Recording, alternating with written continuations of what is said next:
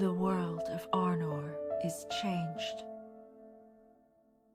Founded by Elendil, Arnor was a place of greatness, where the wisdom of kings was matched by the sight of the Palantiri, seeing stones of great power. Elendil forged the alliance with Gil-galad and the elves of Lindon, who together, in the Second Age, defeated the Dark Lord Sauron. But, deep in the heart of Mount Doom, the alliance failed, and Isildur led humanity down a different, darker path.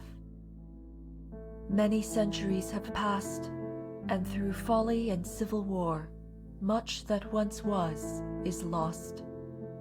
Arnor stands divided into 3 kingdoms: Arthedain, Cardalon, and Rhudaur. We, the elves, do not interfere.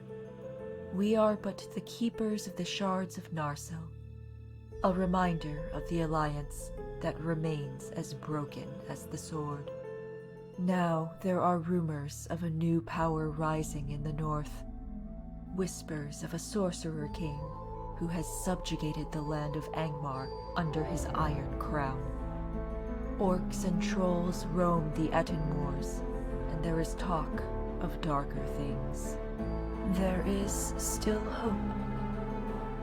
King Arvidui of Arthedain seeks to reunite the 3 kingdoms, but he is not the hope of which I speak.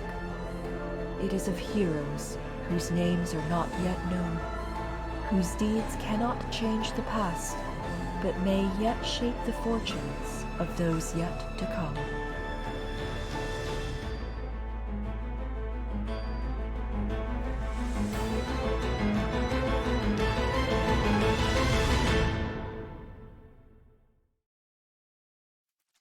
Welcome to TPK Roleplay.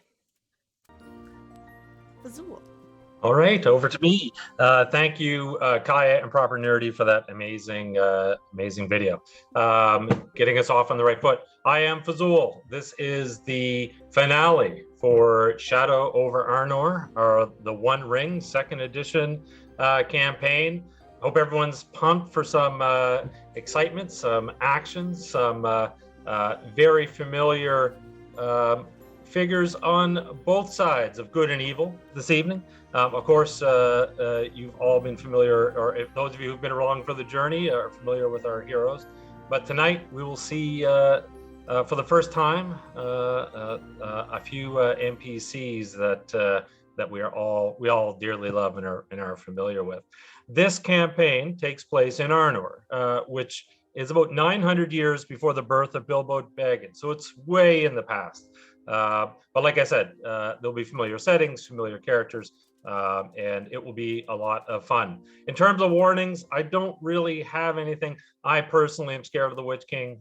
So if you two are scared of the Witch King or Balrogs or Sauron or anything like that, then you have been warned. But other than that, the other thing I can mention is, as chat, thank you for joining. You can participate by contributing bits. You can do things like provide the characters with hope, increase the hunt level tonight. Increasing the hunt level. Yeah, I'll do something if it gets up too high. And of course, you can create a good or very bad event. I'm not sure whether or not I could trump the bad events that are going. Oh, did I say that out loud? Sorry. That could potentially happen tonight, but we'll see. So without further ado, let's dive into it. Let's meet our amazing cast and see who they're playing, and then we will start our journey in Middle-earth. I'll go. I am Lukalock, and I am playing Dania of Arthedain. Down to Corndog. Thank you. I am CorndoggMcGraw. I will be playing Fenja of Khazad-Duhm. Harrison, I'll be playing Alatar the Blue. I am Kaiya, and I will be playing Lady Celebrian of Rivendell. Let's begin. Last time on Shadow Over Arnor, our heroes descended into the Redstone mines of Khazad-Duhm, where they managed to free Fenja's father and save the kingdom of the dwarves from an even greater threat. But unfortunately, the king during the sixth, stayed behind to hold the evil at bay, while the heroes and his son, the new king Nain, ascended to the upper levels of the mine. So in the aftermath of that event, Fenja, you find yourself in the throne room. Nain the first, he's staring at the throne. He's got the ring in his hands. This is one of the rings of power given to the dwarven lords. It's in fact the last ring of the dwarves still remaining out of Sauron's hands. You can see he kind of stares at it for long moments before slipping it on his finger and taking his seat on the throne. And he looks and he gestures for you in particular to step forward. I waddle my way up. It's like you can see your father is at his side. Sorry, I don't have him in the thing, but he is there. He just kind of nods, and Nain will say, "Thank you for showing us again the courage which we had lost.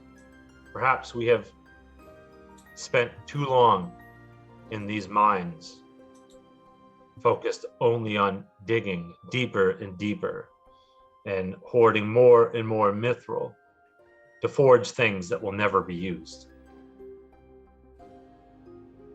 The mines have collapsed. We have collapsed the mines based on what my engineers tell me.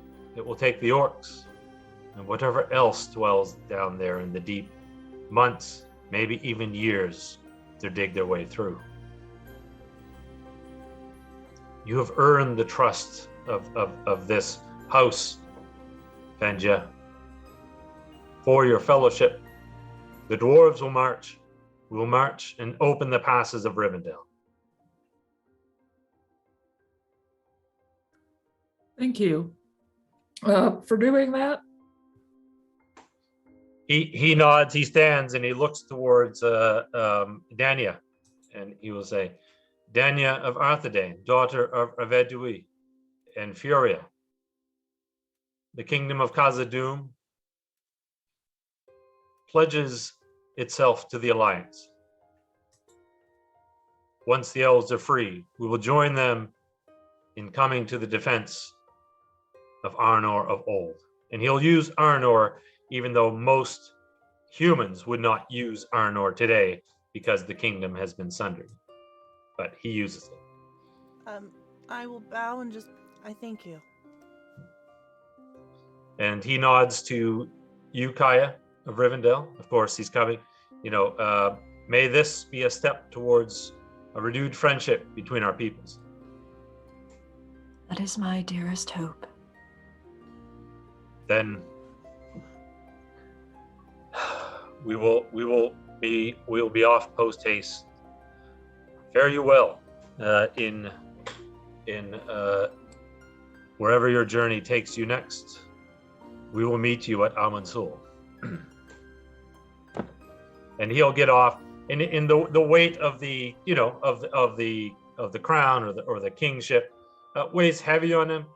When he gets off the throne, you can see the relief in being able to kind of step down, stand with his sister, stand amongst you. And so if there's anything else that the dwarves of Khazad-Duhm can offer in terms of aid, all you need to do but ask. But they are hastily making preparations to march in force to the aid of Rivendell. So is there anything else that you would wish to ask of them before you ascend Durin's tower back to where Horondir waits for you? I don't think so, unless anyone else does. Okay. I would just suggest that they arm themselves with mithril as much as they possibly can after the things we found out on our own journeys. I am not going to mention that I stole the sword. All right, that's still something that you keep a secret. And the mithril, so the mithril arrows, Kaiya, and I think you took some, Dania. The dwarves do not ask for them back, even though it's a great treasure. I mean, one of those mithril arrows, like in D&D terms, would probably be worth thousands of gold coins. But again, you've done them a great service.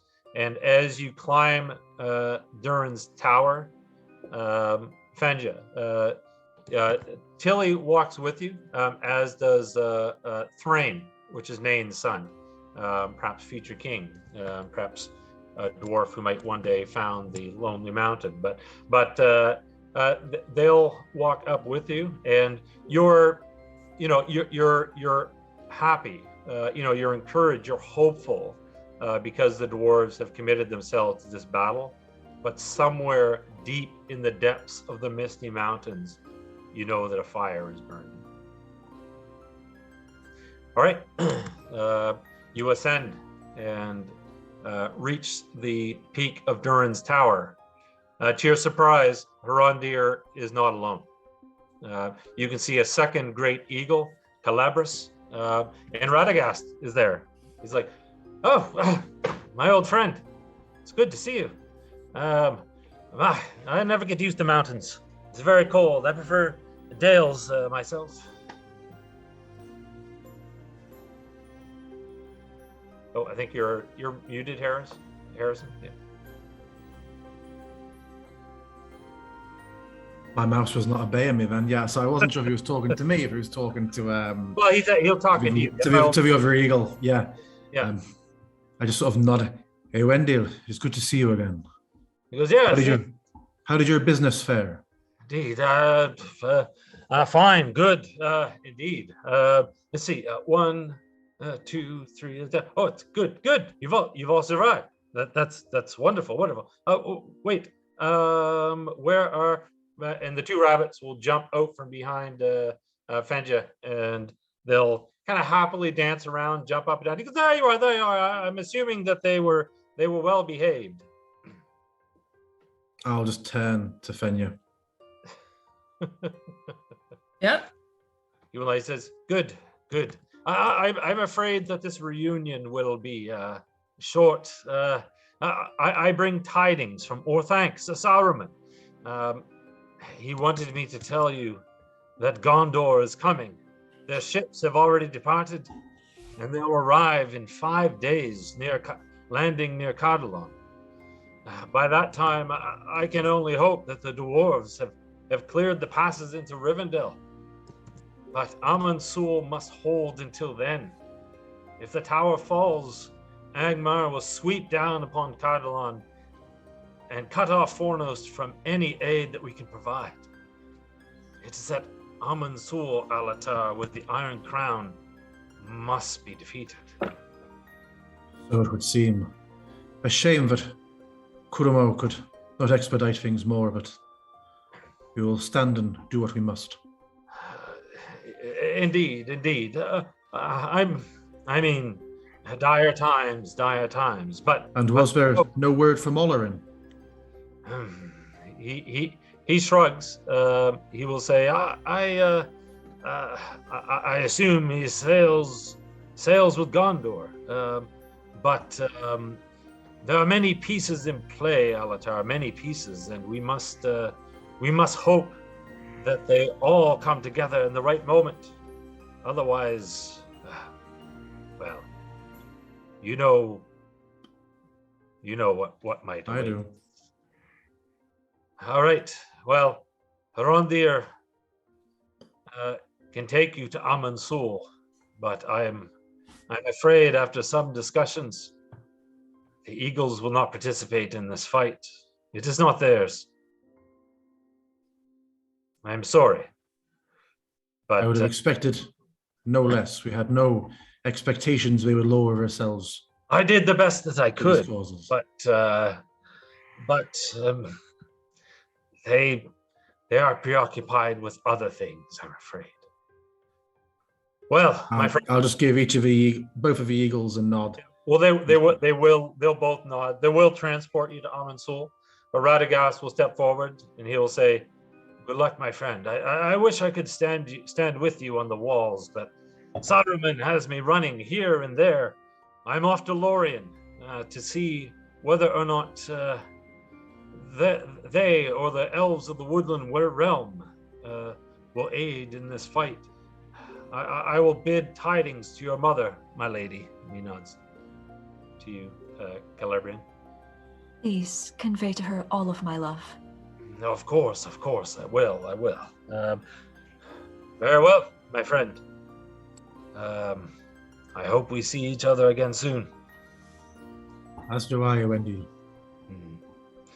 Indeed. Omar, Dith. Come on, let's go. And they both immediately freeze and stop, and they look at him, and they look back at you, Fenja, and they look at him, and they look at you. He goes, "Oh, what's taking you so long? You don't like the cold any more than I do." And then he looks up at you. "Oh, I see. Well." It's probably because of this, and I will just pull out oodles of food that I have been hoarding in my armor and all sorts of different places to keep them nearby, so that way they would really be endeared to me.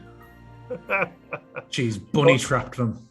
They both take several steps towards you, and Omar is like, "We would fight alongside you, massive dwarf. And yes, and die if we must." The other one will stand up, and see Radagast kind of furrows his brow, and he is like, They are free creatures. They may choose their own fate, but it is you, Fenja, who must decide whether or not they have a place at Amon Sul or a place in Lorien."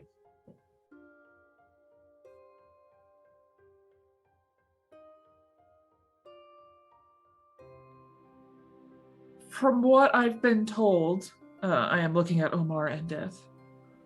Lorien has some of the best food and many carrots. So while I would love for you to join us, I think that I would be doing you a disservice, because I would really appreciate if you could just eat as much of their food as you possibly could. Are you sure, Fenja? You would stand against the Iron Crown without us? You'll always be with me, and a small tear starts rolling down my eye. And they'll both hop over and hop clear into the air, into your arms, and they'll give you big hugs and nuzzle you with their bunny whiskers, and then they'll jump down, they have to grab some food for the ride, so they'll grab some turnips and radishes and for the ride with the eagles. And they don't particularly like the eagles. They eye them warily as they approach, but at the end of the day, they're too small for the eagles to care, and they jump onto Calabris with Radagast and give you a final wave and a twitching of the ears, and then they're gone as they soar up into the sky. Barondir awaits, and you can climb aboard, and the great eagle will take to the sky. The journey to Amon Sul will not take long, maybe 30 minutes.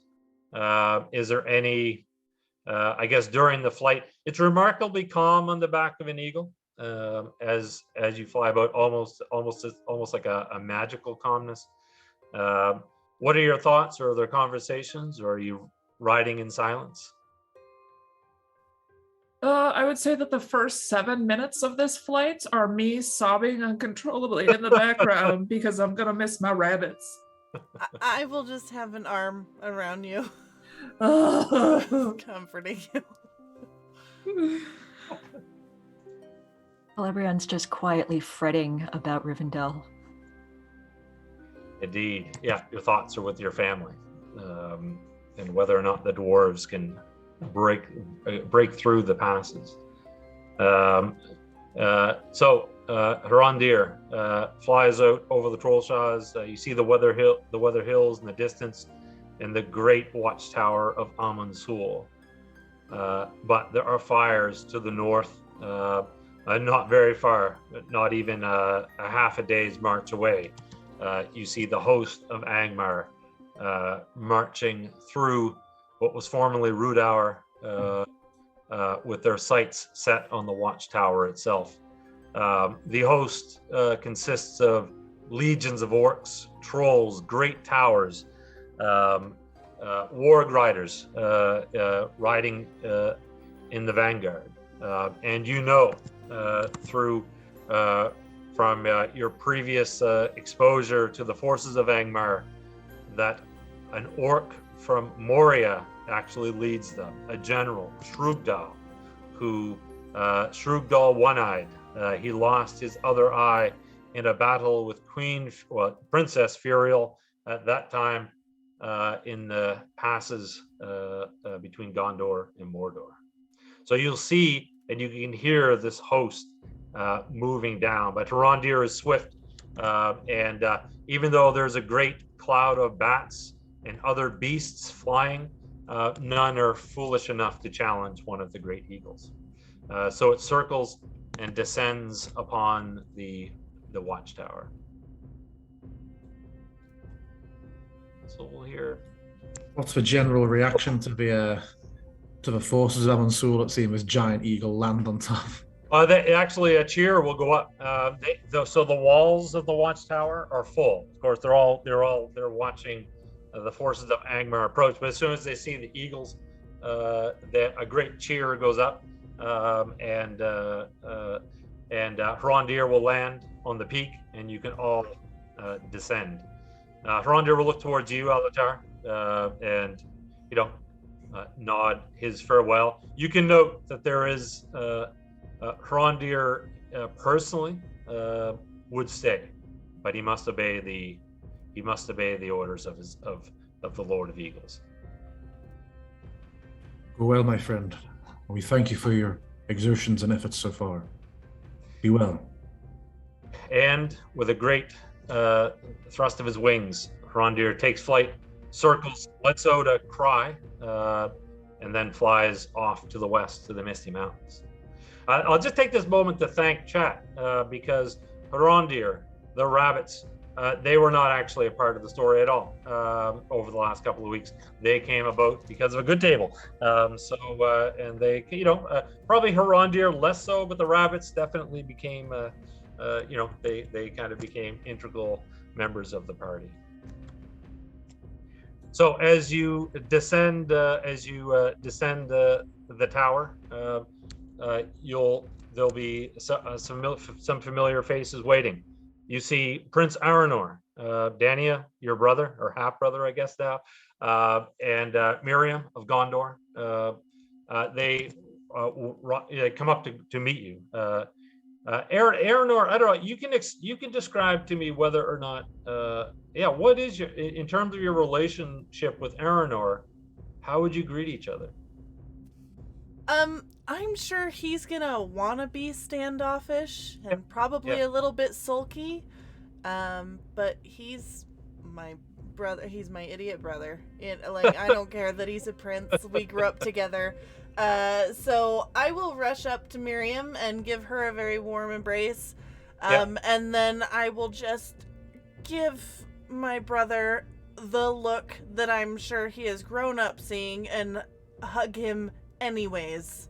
Yeah, and he stands for a few seconds with his arms at his side, but then they come up and he returns the hug. He's like, "Good to see you, little sister."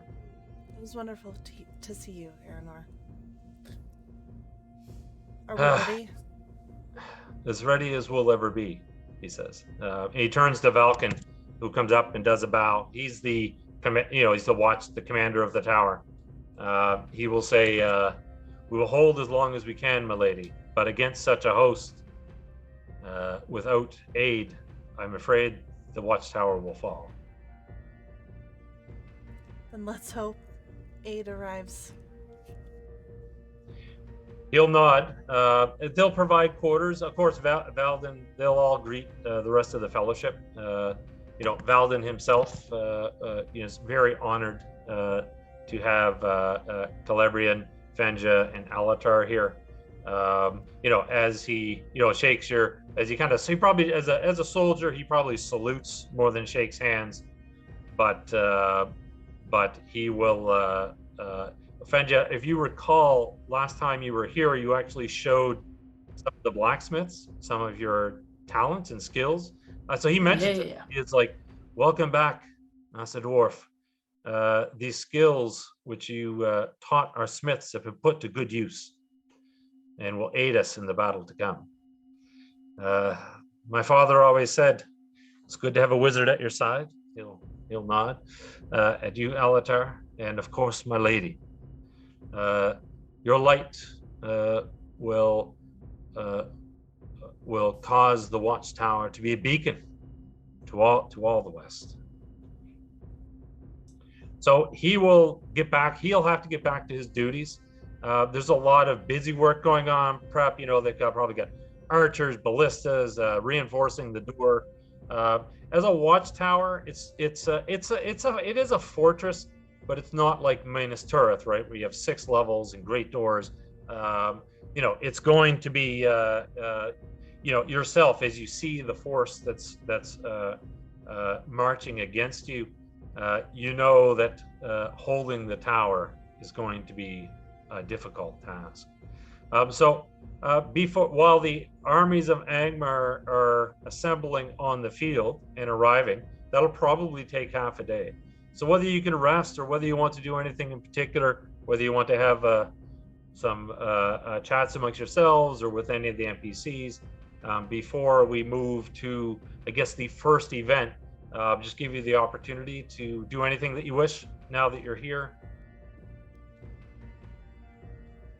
I feel like Dania's gonna, we just kind of hopped out of the, frying pan and into the, or whatever the idiom is. We just got out of a big battle, so I'm gonna do my best to ready up for everything. So just from a mechanics perspective, your endurance is all be reset.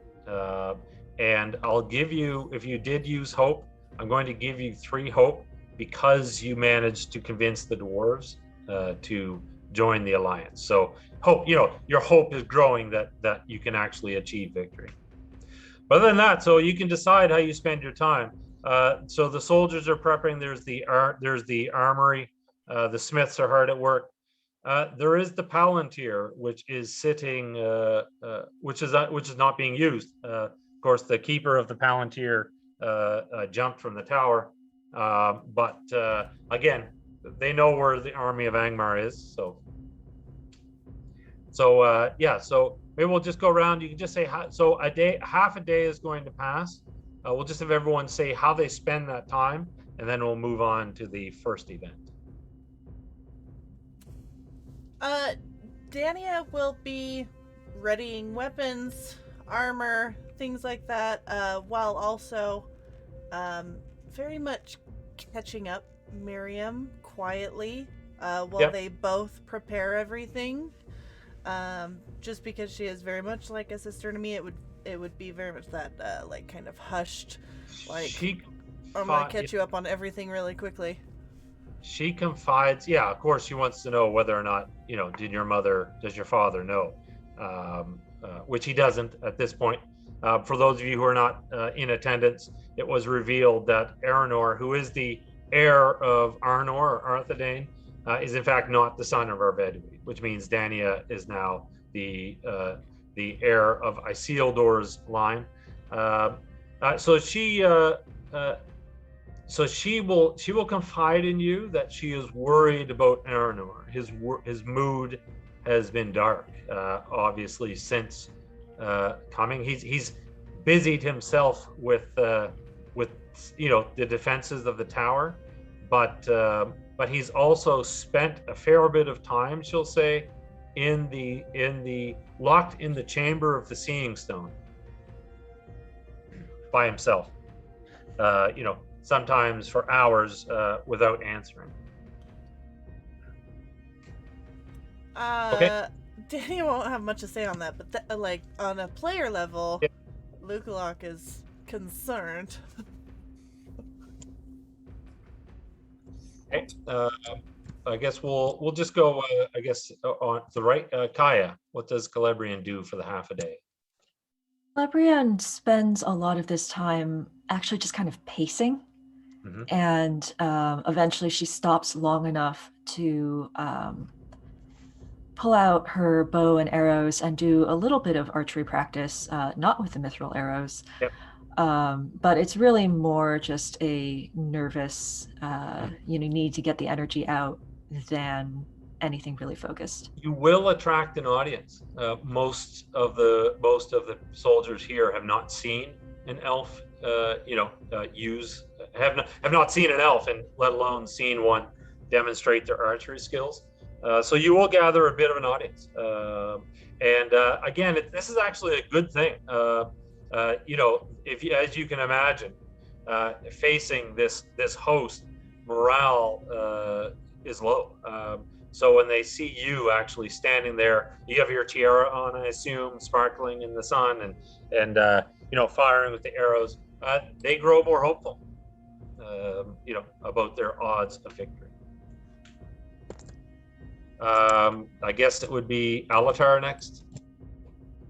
Alatar would have spent a period of time not using, but staring at the Palantir, toying with the idea, without the in-character knowledge that Arnor had been using it, though. I don't think he would engage. So after a while, toying with the idea, but deciding against it, I think he would just go and find someone we Overwatch. We could just kind of look out and see the host getting closer and think.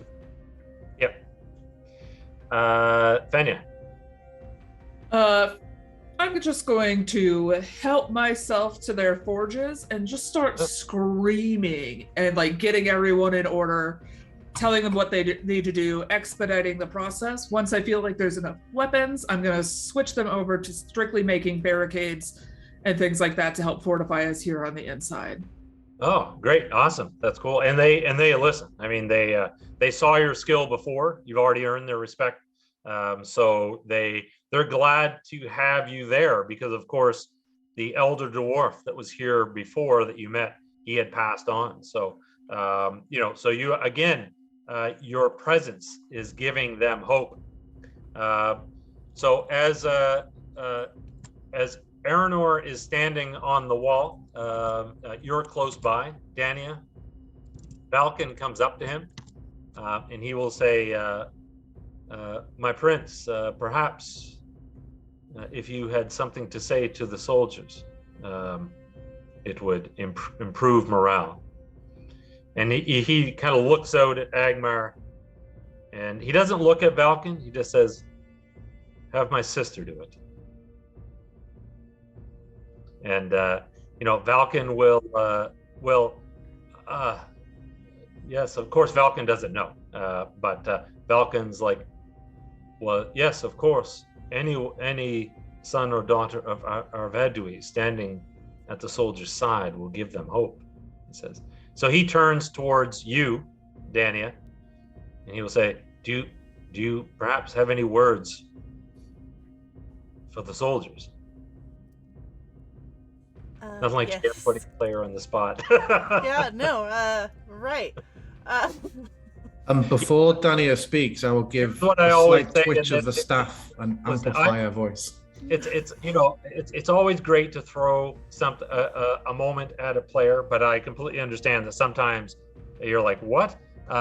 So I always say you can handle it in two ways. You can give a real speech in which you don't have to make a roll, or you can make a roll and let the dice decide. So it's up to you how you want to do it. Okay, I'm gonna look at him really quick and just say, of course, just one moment, and then I'm just gonna go over and stand next to Arnor, and just say, you are still the prince. But not for long, he says. He turns towards you and he'll say, it is you that they're going to have to follow, not me. Once the truth comes out, and it will, it'll be you that they'll need to look towards for leadership. He reaches out, and there is a genuineness in his voice, but he places his hand on your arm, and he is like, Dania, this war will not be decided today at Amon Sul. It may be decided months or years from now, and it will be you that they must look towards, not me. You're going to be queen, and you need to start today. I will do whatever I can for the kingdom, but I cannot be prince, and I will not be king. Yeah, she'll just kind of nod at that, and yeah, Phzoul, I got nothing. Can I roll? Yeah, absolutely. No, and there's no embarrassment in that at all. That's I do it all the time when I'm playing, and the GM throws something at me. I'm like, can I roll? And that's what the mechanics are there for. So in this case, enhearten would be fine. Battle. 3 I would ticks accept on that. I'll do Okay. enhearten. Yep. And because you are in fact an heir of Isildur, this will be advantage. You have the ring of Barahir on your finger. So that by advantage, that means you're going to roll 2 die 12, and you're going to take the best of the two. The only thing that could go wrong here is if you roll a Sauron, which Why would you say such a thing before I roll? the odds of that are so slim. I mean, it's advantage, right? Okay, so 2 die 12, and then I'm sorry, what? All right, so you're going to roll 2 die 12 plus a die 6 for every point you have under enheart. Okay. Yeah, and your goal, you're going to beat the TN value. What's the Eye of Sauron again? A Sauron is an 11, but don't forget, if you're rolling 2, so unless you roll 2 11s, you'll never get a Sauron. Okay, in this very scenario, doesn't a Sauron dice mean that she looks up and Sauron is literally stood in the audience? Right, absolutely. He's like, I'm pretty sure that's exactly what it means. Just He's like, imagine them in their underwear. yeah, he's like, good speech. Clump. No. Well, I did roll an 11, but I also rolled a 5. And then I've got, on my die 6, I've got a 5, a 3, and a 3. Oh, sorry, what's the total there? 5, 3, 3, that's 8, 11, 16? And that's over. I think that probably is over your TN value under heart. On your character sheet. Yep. Yep. So you give a speech. It's and all the soldiers are looking up. So as opposed to telling me the words, describe to me your demeanor in the sense that, Theoden, when he gave his speech, he drew his sword and rode down and clanked it on all their shields. So can you describe, I guess, your behavior, or not your behavior, like what emotion do you want to instill out of this speech? Like, do you want to instill like battle fury? Hope, but she gives it very much in a. She gives it the speech without guile. She has that earnest hope of youth and optimism, and I feel like she would try and give a speech in a way that would almost infect the people listening. It's like, well, she's young and innocent and has hope and very genuine. Like, yeah, sure, I'll believe in it. Okay. And I assume, would everyone else be standing at your side type thing? The fellowship? Or do you do this alone? I would do it alone, because I'm going to be queen. I got to do this. Yep. And your brother, he stands amongst the soldiers, looking up to you. And they'll all cheer as you give the speech. But hope versus, bloodlust or anything like that. And yeah, you feel good. You step aside. You see Alatar standing there staring at you. Alatar, I don't know whether you want to say anything or give advice, but the soldiers are encouraged. No, I didn't say anything. I just did a little discreet.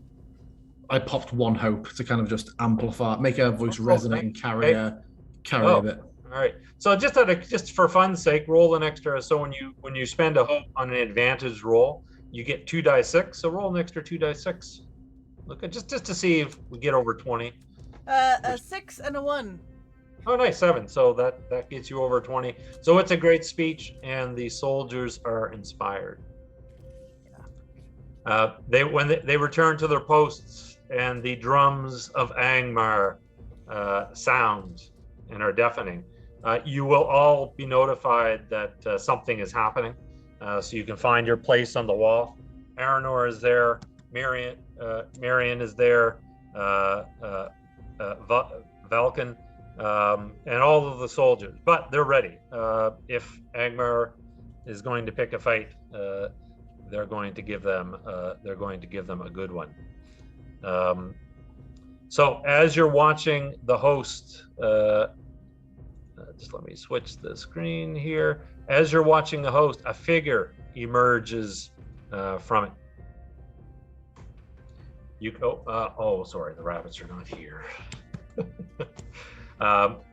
So a figure emerges from it. He wears a mask, you recognize him as one of the dark figures that you fought in the Weather Hills. And Alatar, you know that he is one of the 9. Two of 9, actually, Kamal, Shadow of the East. And he steps forward alone. The host is behind him, but he walks before the gates so that he can address you.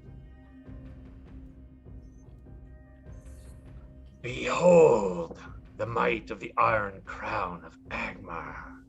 The walls of your tower are but kindling before a great fire. But the sons and daughters of Arnor need not be consumed. Give us the Palantir, and you will be allowed to live and flee west towards the sea. Refuse, and you will be buried beneath these fallen stones. So the Nazgul, his voice. So just as an example, typically Nazgul, when they speak or their presence alone, gives shadow. So anybody in their presence takes on shadow. But because of all of your actions before this, I'm going to cancel that. So they don't. The soldiers are emboldened. You're all standing together.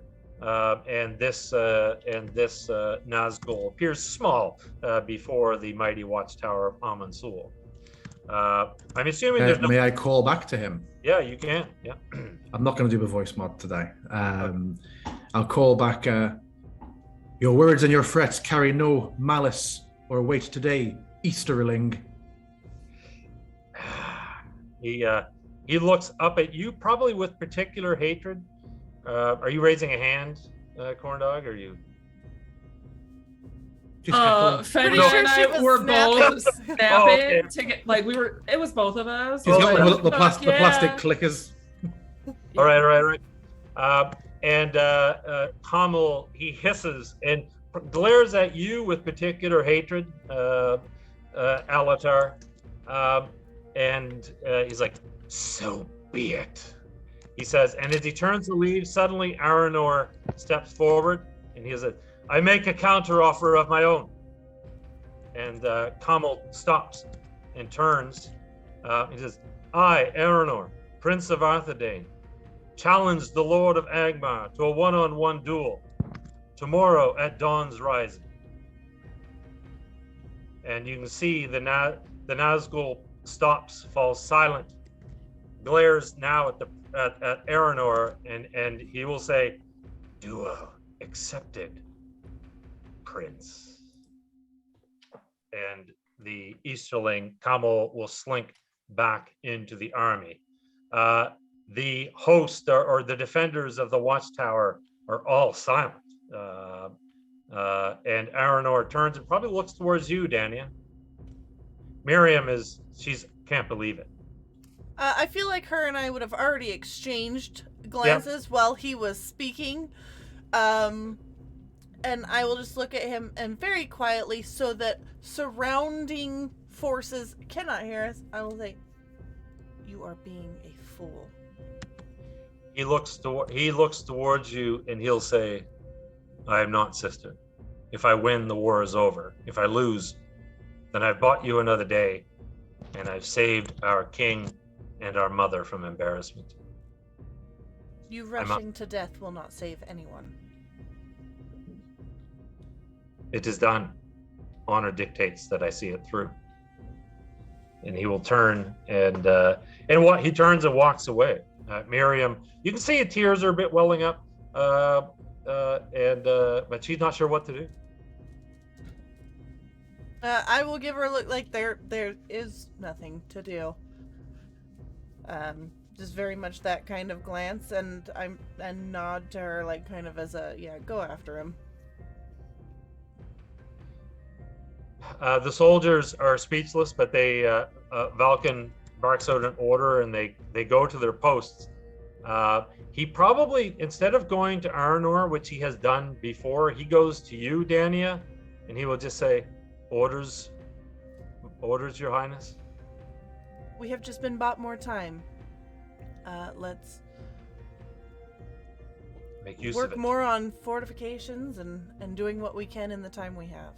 So he gives you a worried look, and he walks, and he goes to his duties, leaving your group essentially standing there on your own. So Kaiya, I'm not sure if Celebrian is just keeping quiet to herself. I don't know whether you would interpret that this as an act of courage or an act of foolishness. She turns to Dania and just says in a low voice, "Do you believe our enemy would abide by any such agreement as this?"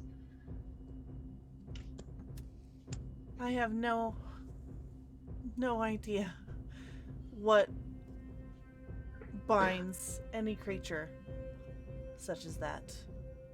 One would hope, but I do not have faith. I will continue readying myself. As will I. So a bit more downcast, and as for the rest of the day, you will, as your, I'll give Alatar, I'm just going to give Alatar a moment to comment. Kaiya or Celebrian had asked whether she thought not DM, for my headphones travel with me. Oh, I heard everything. Oh, awesome. Okay. So do you have a comment on that when Celebrian asks whether she thinks Agmar will abide by the rules of the duel? I believe my character would have history here, but the player does not. Do I know how beholden to their word?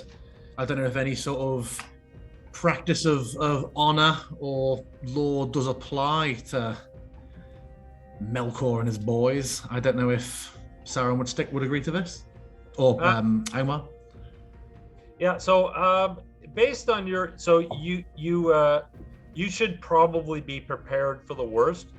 There's nothing for them to lose by engaging in the duel. As far as you're concerned, the Witch King would likely see very little risk of him losing, maybe. But so I would be prepared for anything. But he will most likely, when Arnor goes out, he will most likely give him his chance at victory, just because of his arrogance. I believe the enemy will be confident in their success tomorrow, but equally so, they would expect that we are letting our guard down tonight and planning on having bought more time, so they may see the chance of an even more decisive victory by attacking tonight. We should make preparations as we can, but also double the guards and scouts, in my opinion. Just a reminder that Miriam, if you recall, she has feelings for Arnor. So after you finish your, saying your words, Alatar, before you leave, she steps up to you and she goes, "Does he have a chance to win? Is there any hope?"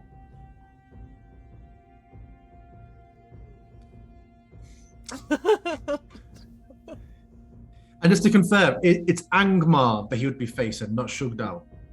Oh no, he's fighting the Witch King of Angmar. Yeah. I fear that He challenged the Iron Crown itself. Now, the Witch It King is said that he might. there is a pick- prophecy that he can be killed by no man. That's devastating news to her.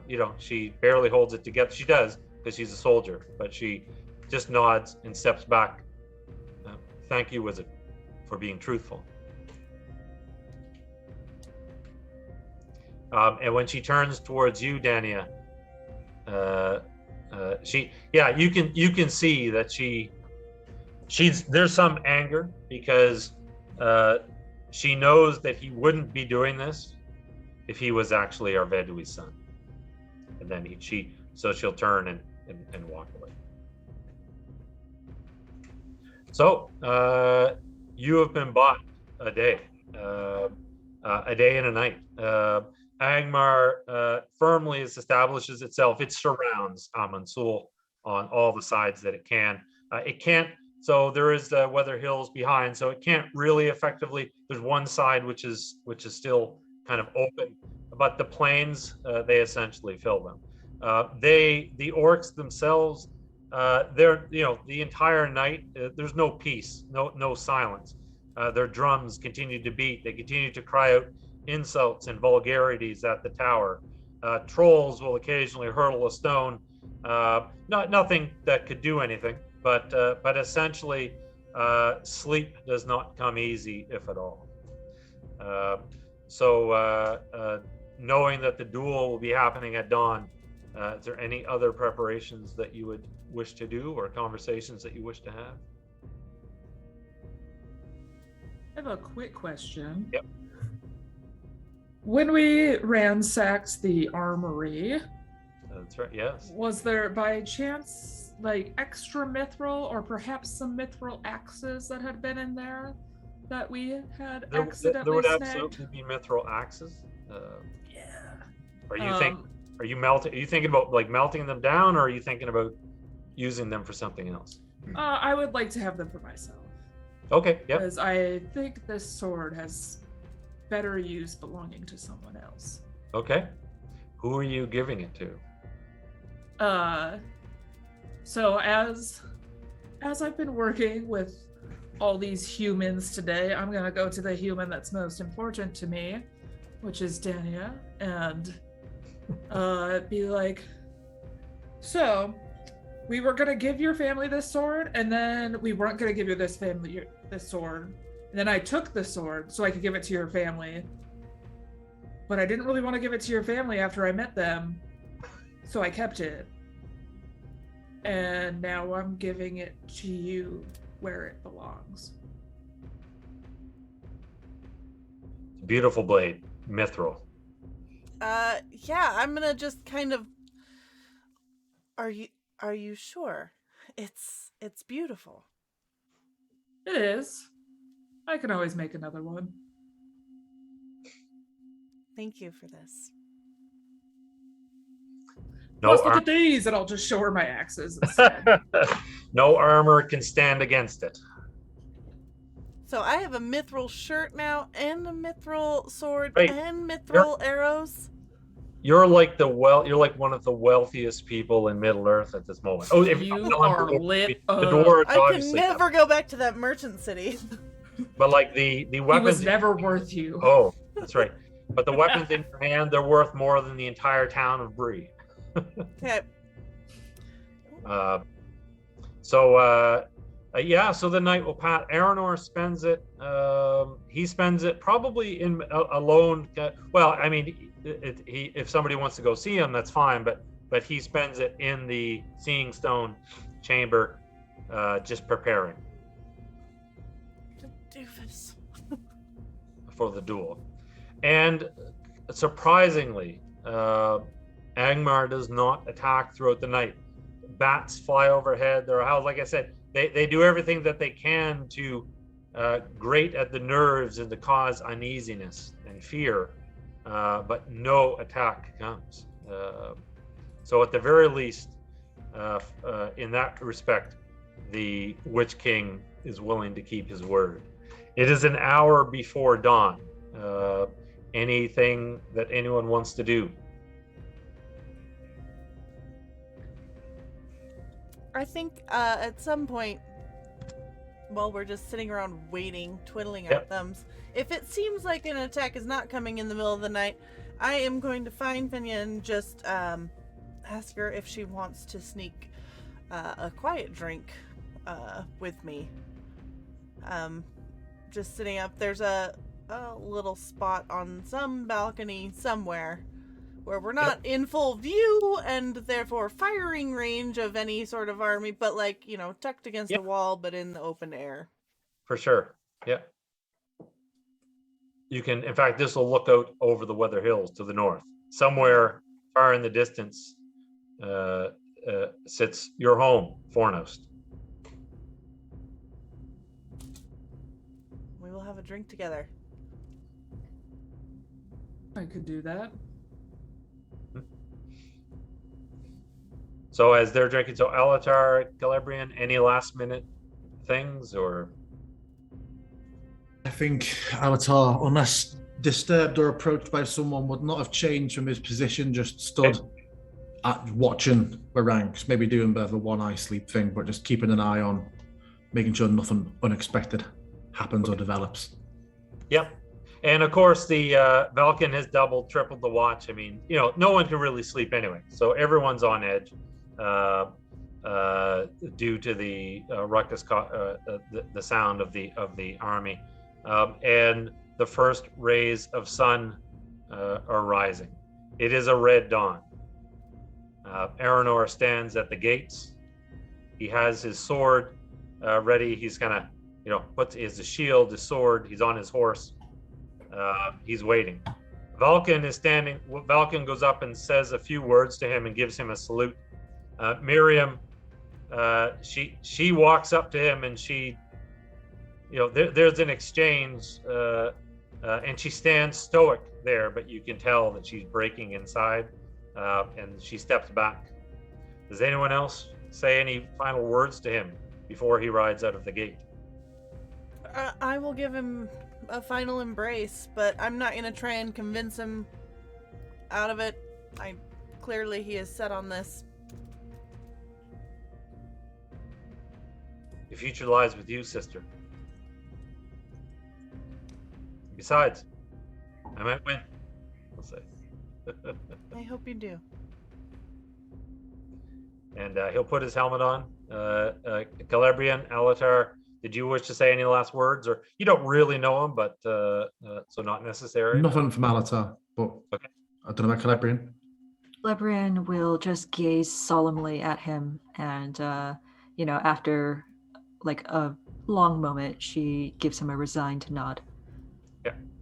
So you probably all take your place kind of in the prime spot, overlooking overlooking the area where the battles take place. The gate will open, and Arnor rides out, and then alone, and the gate closes.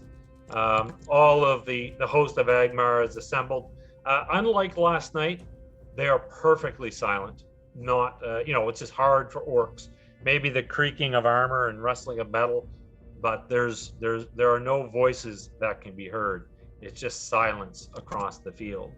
And as Arnor rides out, you can see that the forces of Agmar, an area of it parts, and a great chariot comes riding onto the field.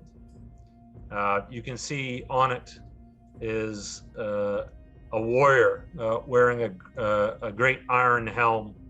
The horses are beasts of evil, and you can feel his presence. You can feel the shadow, and the orcs. They part ways to let him pass, but they also part ways because they don't want to be anywhere near his presence. So they almost fall over each other as they move aside. And he rides up onto his chariot. He'll ride up and down just so everyone on the wall can see him.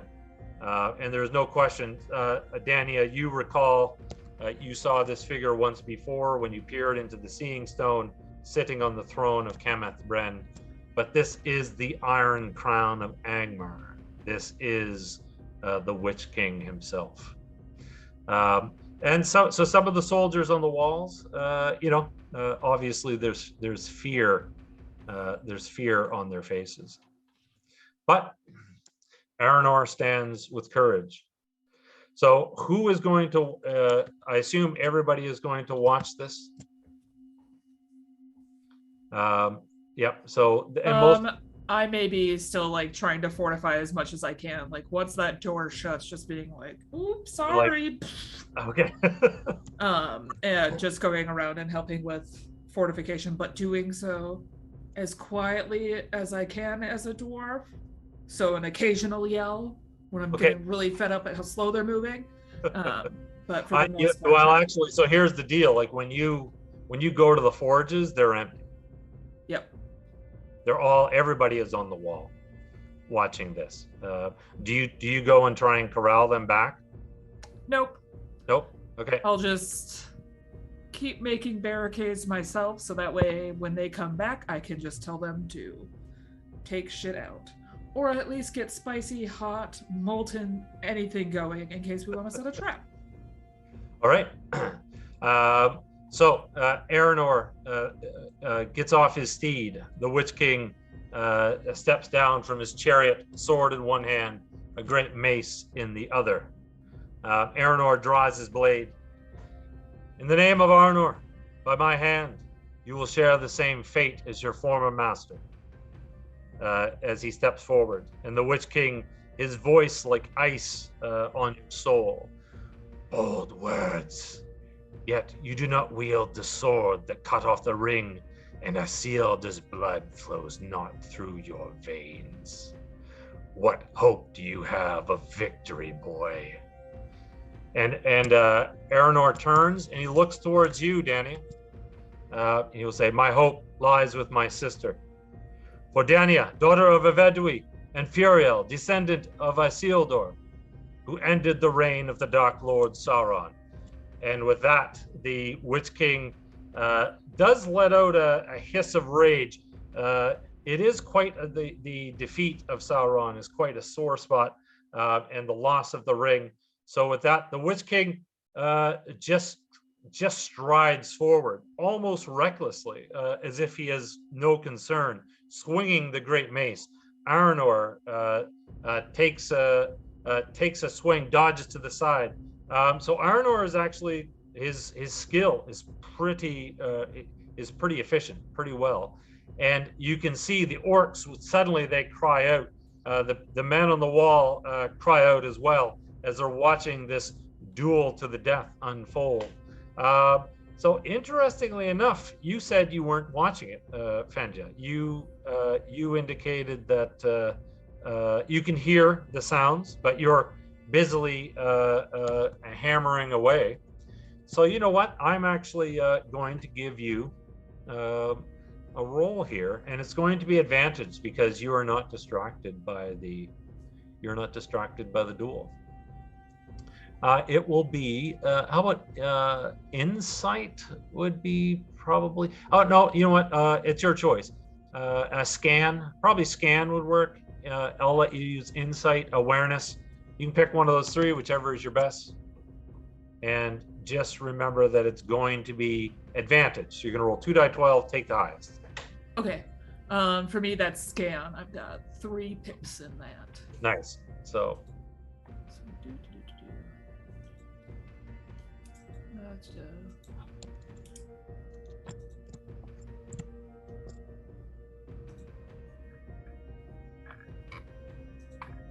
And it's advantage. Ooh. Yeah! I rolled a 1 and a 12. So, oh, 12 again? Oh, a 12 on the die 12? Yep, and then I got a 6, a 2, and a 3. Yeah, it's a Gandalf. Doesn't matter what you roll. It's Gandalf. That's I did it. That's an inspired achievement. So you could be hammering down. You probably can't help but you can't see the duel, but you will glance up at your friends, the Fellowship, at Dania. So before I reveal what she sees, as this exchange, it begins with Arnor being very efficient, fast, dodging to the side.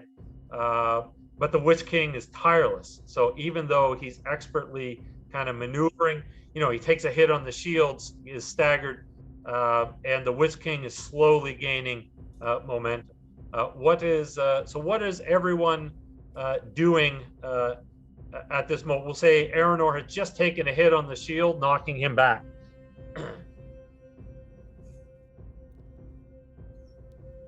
So Dania is just watching silently. Yep. Miriam is at your side, and she won't take her eyes away. I feel like both of us know the outcome of this, so. Yep. Anyone else? Nope. Just standing there. Just everyone's just standing silent. Yeah, don't interfere with any magic tricks in this in case it's interpreted. Yeah, we might get a bit of a short reprieve after this, but I don't want to throw any shenanigans in on it.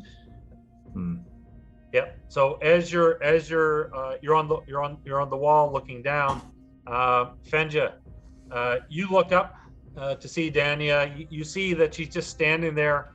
Everyone's stoic. You can only imagine what she must be feeling when something in the shadows above her. So climbing down from the top of the tower, you see something move. It scurries quickly from one shadow to the next. And kind of a bad, you feel as if you feel the presence of shadow. I am going. So both Celebrian and Dania have mithril arrows. Yep. Okay. I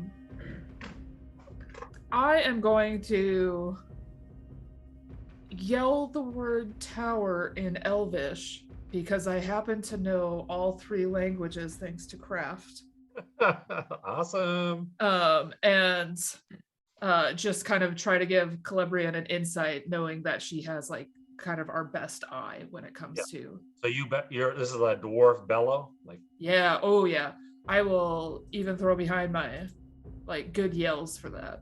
Oh, okay. If that's in Dwarvish, but I'm gonna try to have the same influence in Elvish. You've never, Celebrian, you've never heard the dwarf or the Elvish language spoken with such might as she yells. Tower. It is not delicate. So she yells tower. All of you would hear this. And Alatar, you probably speak any language, right? So.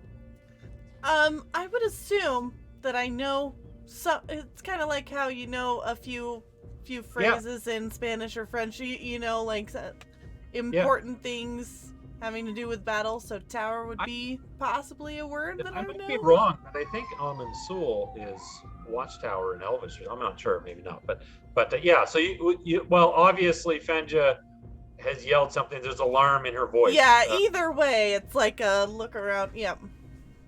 Yeah. So as you look around, something leaps from the shadows. Now in this game, PCs normally win initiative so what would have happened is the enemy would have won initiative if Fenja had failed her roll, but because she made it, the PCs have initiative as you see springing from the shadows off the tower into your general area. There's no question, Dania, that you are the target here. Are creatures of shadow, of assassins wielding Morgul blades. So they leap from the shadow. Their helmet has no eyes. They're blind. That doesn't matter because they can track you by smell. So they leap from the shadows. Their blades aimed at Dania.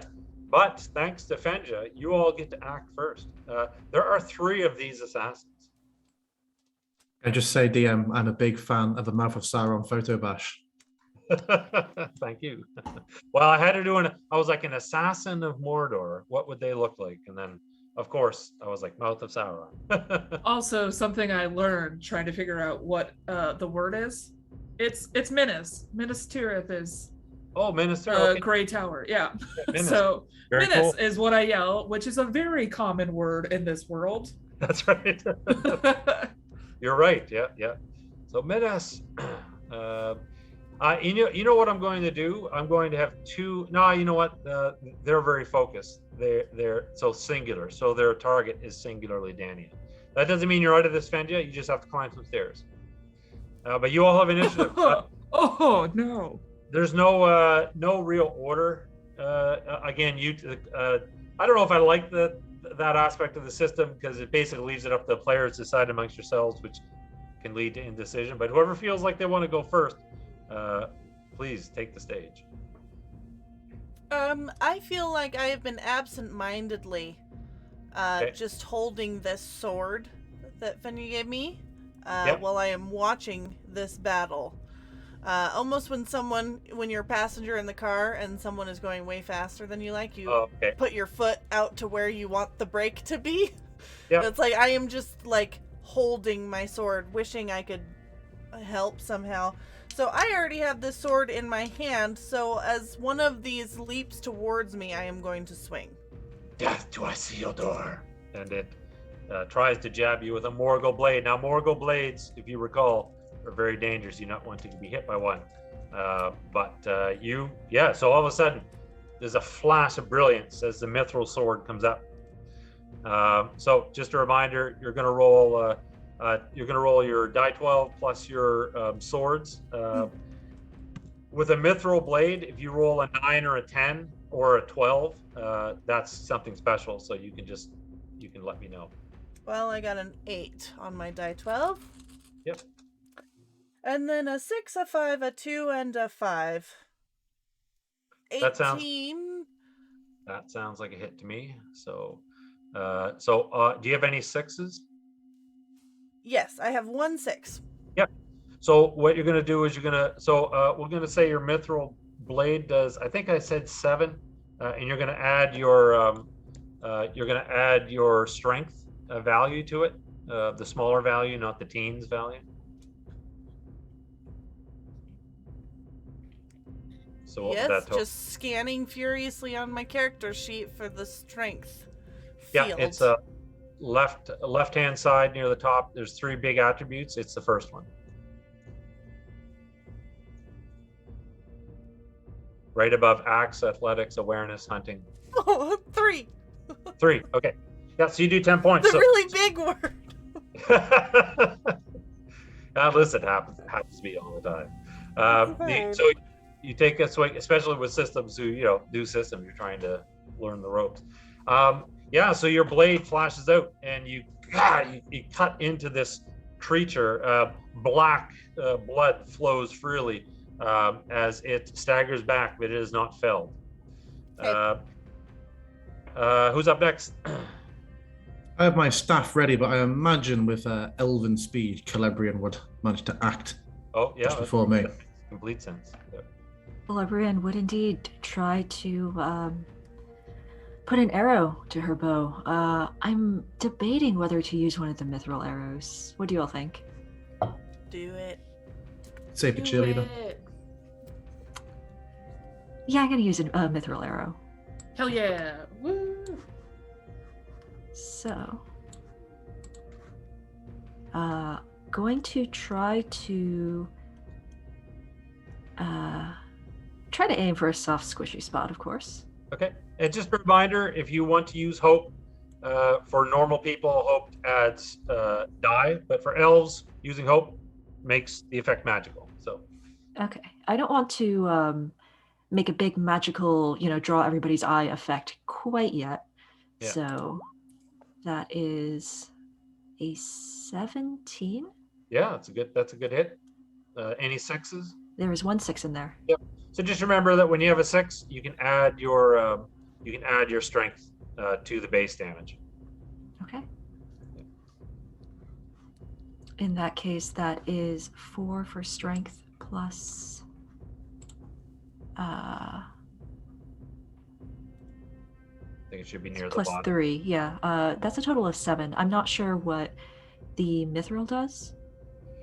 So the mithril, if you roll a 9, if on the D12, if you roll a 9, 10, or 12, it will basically, you don't worry about the damage. It will either kill the creature outright, or if it's a really powerful creature, they have like wound boxes. It will take away one of those. So it just bypasses hit points essentially. Okay. Yep. In that case, that's just 7 damage. All right. So the arrow strikes one of these things. It cries out and it clacks its teeth, very like the as an annoyance. Fenja, you're going to go last, but Alex, because I'm still going to get you go this round, and I assume you're sprinting up the stairs. I am huffing and puffing, not 2 at a time. I am doing my best. These are human stairs. Alatar. As the second one leaps, I will jut my staff in its direction and then drive my staff down in the direction of the ground. It's effectively trying to do a bit of a Saruman versus Gandalf thing and just interrupt its jump and just slam it hard into the floor. Okay, very cool. And are you just trying to do staff damage, or do you want to do a magical effect? Well, imagine I'm not in range and trying to sort of drag it out of its leap, so it'll be a magic effect. Yeah, I'll pop 1 hope for it. Yeah, how many hope are you going to use? 1, just 1. Okay, yep. You can, yeah. So basically, you know what? I'll give you one, potentially one better. It's up to you. But as it leaps, you snag it with the force from your staff. Yeah. So you can either slam it into the ground. You could also just keep going and send it over the wall. Well, I figured if I put it out the wall, it's already managed to climb in here once. Yeah, you're right. Are there palisades or spikes on the wall, dear? You know what? They probably would have some type of defenses like that. I think these are soulmates, and I will try and bring it down onto one of the spikes. All right.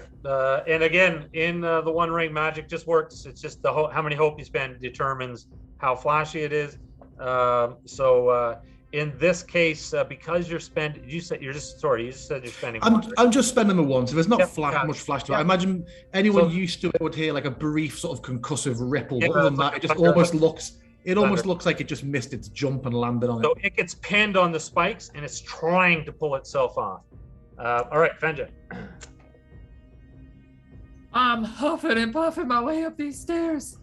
And then I would like to yeet an axe at one of these. Oh yeah, you could do. As you crest the top of the step, you still some distance to go, but your axe can close the distance faster than you can. Most excellent. Make a roll.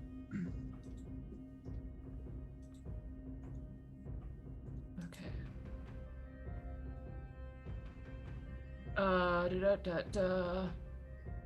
So I rolled a 2 on the die, but then I rolled 3 6s and a 4. Oh my god, that's crazy. That's great.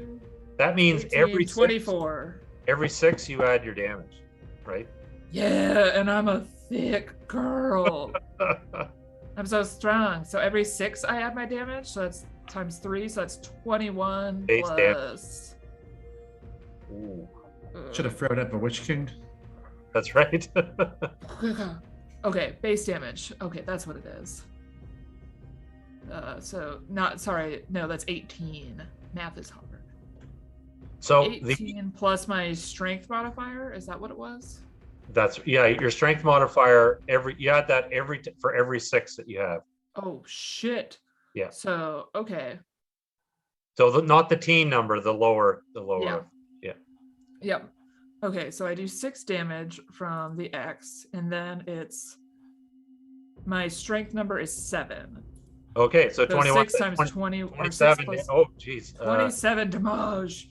Now I'll let you pick which one you want to throw it at. You can throw it at the one that it doesn't make sense. You throw it at the one who's pinned on the spike. There's one next to Dania and one next to Celebrian. Which one do you hit?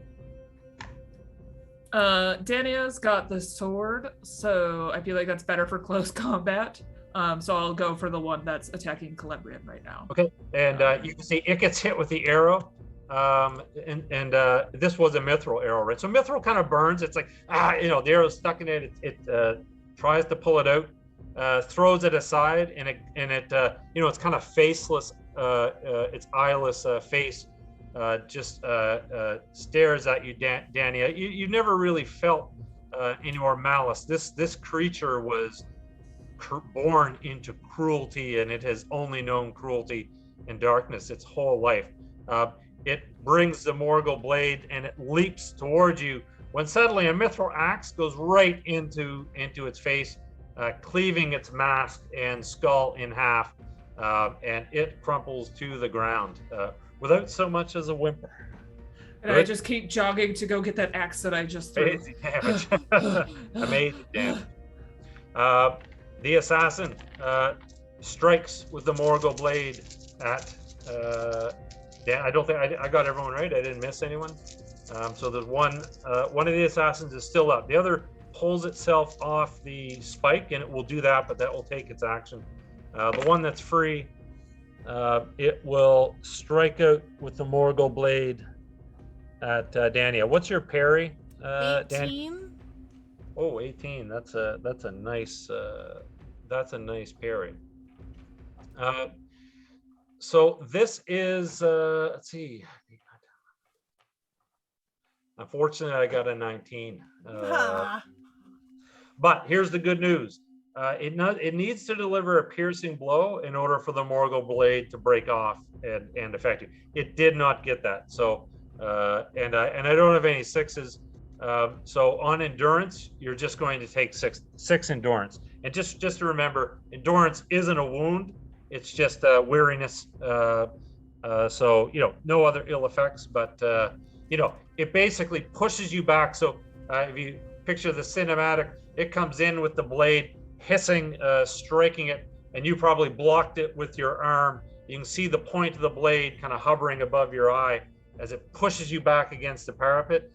You're almost leaning back. You can see, out of your periphery, the Witch King and Arnor swinging each other. And as you're watching, the Witch King hisses as his sword lights up into flames. And it's the next round. Dania, might as well go in the same order. Question, DM. Sorry, Yep. You said the one that was impaled used its action to pull itself off the spike. That's right, yeah. Was there any input from all of the assembled guards who were stood on the parapets with us, and this has happened just in front of? Well, here's the deal. The guards this round were startled. However, I will give this. I'm going back to Fenja again. Can you remind me what your special ability? You said Mighty Yell or something like that. It's the battle cry thing. Battle cry. Yeah. Can you remind me what that does? Or you know what? Maybe you don't have it written down. So I'm going to make it up. I do have it written down, Okay. but my Google machines have frozen. It doesn't matter. So I will not touch those in case. I'm not a believer in looking things up in game, so we will make it up. A battle cry to me sounds like it's an inspiring thing. So in fact, thank you, Alatar, for pointing that out. Vulcan barks a command, and suddenly this thing pulls itself up off the spike, and there are a dozen spears. They just rush it. It gets hit from all sides and gets pushed back into a corner as they're all trying to drive their spears through it. It's pulling itself along the spears. It's hissing. It's bringing up its Morgul blade to try and strike, but it is effectively pinned. Dania, this one has you against the wall.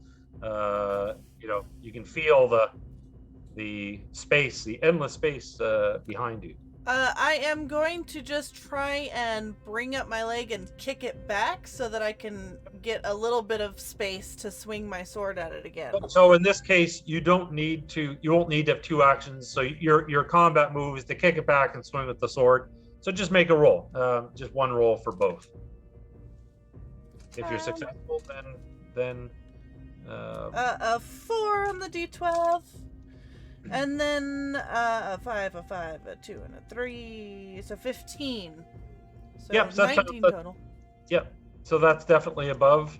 So you'll do your base damage. But you have no sixes, correct? Yeah. So just 3. Yeah. So, but you boot it. You knock it back. You slash at it.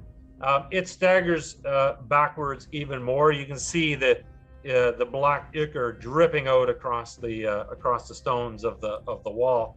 But it hisses and it kind of crouches down like an animal about to spring. Unfortunately, there's a few other PCs that get to go first. So Celebrian, you can see this thing is about to leap. Its goal is to, whether it hits with the daggers or not, doesn't matter. Its goal is to take Dania and itself over the wall. What is it trying to grab Dania with? It's just a tackle. It's just going to Okay. dive towards her, grab onto her, and just like Frodo and Gollum, go over the wall and fall to their deaths, because it's a very long fall. Do I think that if I expended some fancy elfin magic, that I could pin it to the wall instead before it reaches Dania? Oh, with an arrow, yeah, Yes. yeah, for sure. Yeah. All right. You don't need to make a roll on magic when you're spending a hope. You can to roll 6, but in this case, it's injured pretty. It's been hit twice, so it's injured pretty. It's been injured so far. So you can feel free to describe and do to it whatever you will. Yeah, I will spend 1 hope and send an arrow just sort of shooting past, just magically, coincidentally, weaving its way through, any barriers, any in the way. It'd be And, cool going around the soldiers that are rushing forward with the spear. Right? Yeah, and right before it gets into arm's reach of Dania, the arrow just like takes it right through the torso and just pins it right down with a thunk. Yeah, and it's still alive, but it has no strength left to pull itself off the arrow. All it can do is spit black ichor and hiss and curse the line of Isildur as it's pinned to the wall. Which I think that effectively, that's the last one. I mean, the soldiers will, you see, they've got that one kind of pinned, and then Miriam comes in and with her sword and beheads it. So you just have this last one, which is alive but dying. Whether if somebody wants to finish it in a flashy way, that's fine, or you can just let it hang there and suffer. Dania will behead it. Not necessarily in a flash, more like she's trying to hurry and deal with that, so that she can then ask Valken to make sure that there's a sweep done of the tower to check for any more. So Valken, when you he's almost read your mind, and he's like, quick, there may be others. And he says, they have broken the terms of the duel. My lady, give the order. Let us attack. We'll rain arrows down upon them. Before we do that, DM, could I convince you for a break? Absolutely. Sweet. Thank you. I saw your message. Okay.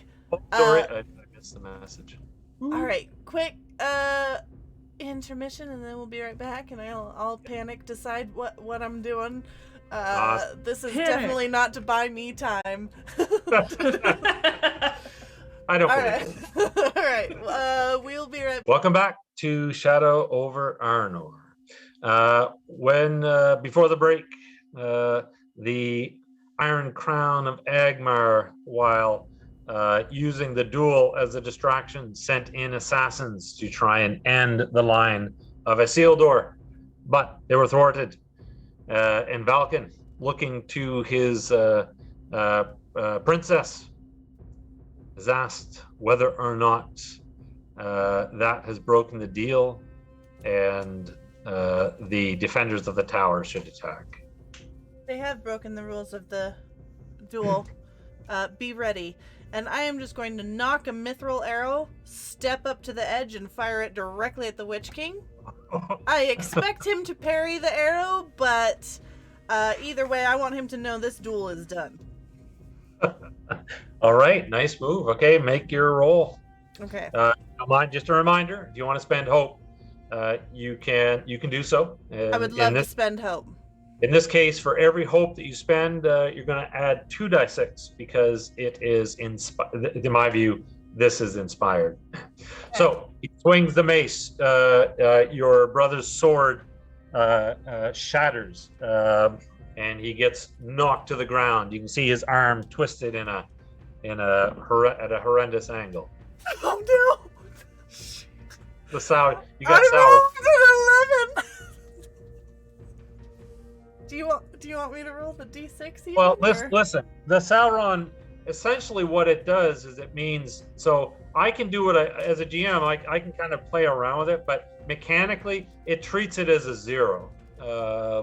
Luca, I would like you to throw that die into the trash.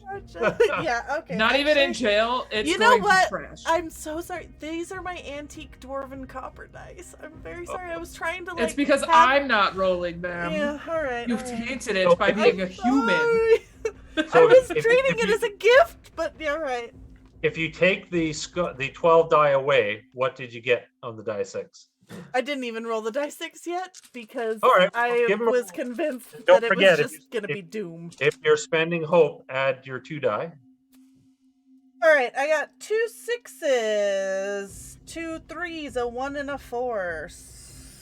So, 12 plus 5 is... I assume that's above your TR rating. Yes. Yeah. So here's what's going to happen. And the sour, you did get a Sauron. So you reach up, you fire the mithril arrow, and it strikes 2. Did you say you get 2 6s? Mm-hmm. Oh, so you're gonna do base. So you'll do some extra damage.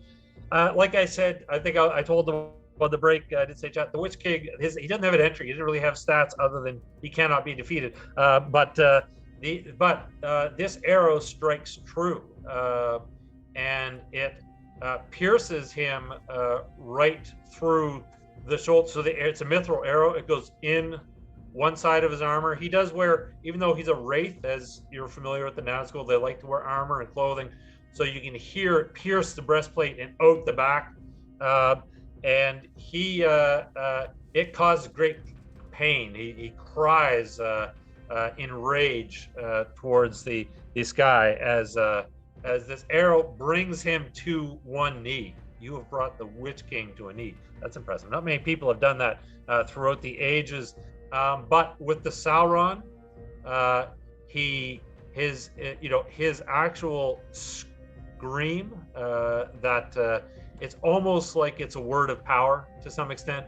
Alatar, you can feel the Witch King's might just exuding as he stands, and with all his rage, you're going to hate me for this, he rises, brings the mace up, and the mace just explodes in fire, and he brings it down and crushes Arnor into the earth in all his rage. And then the Witch King collapses.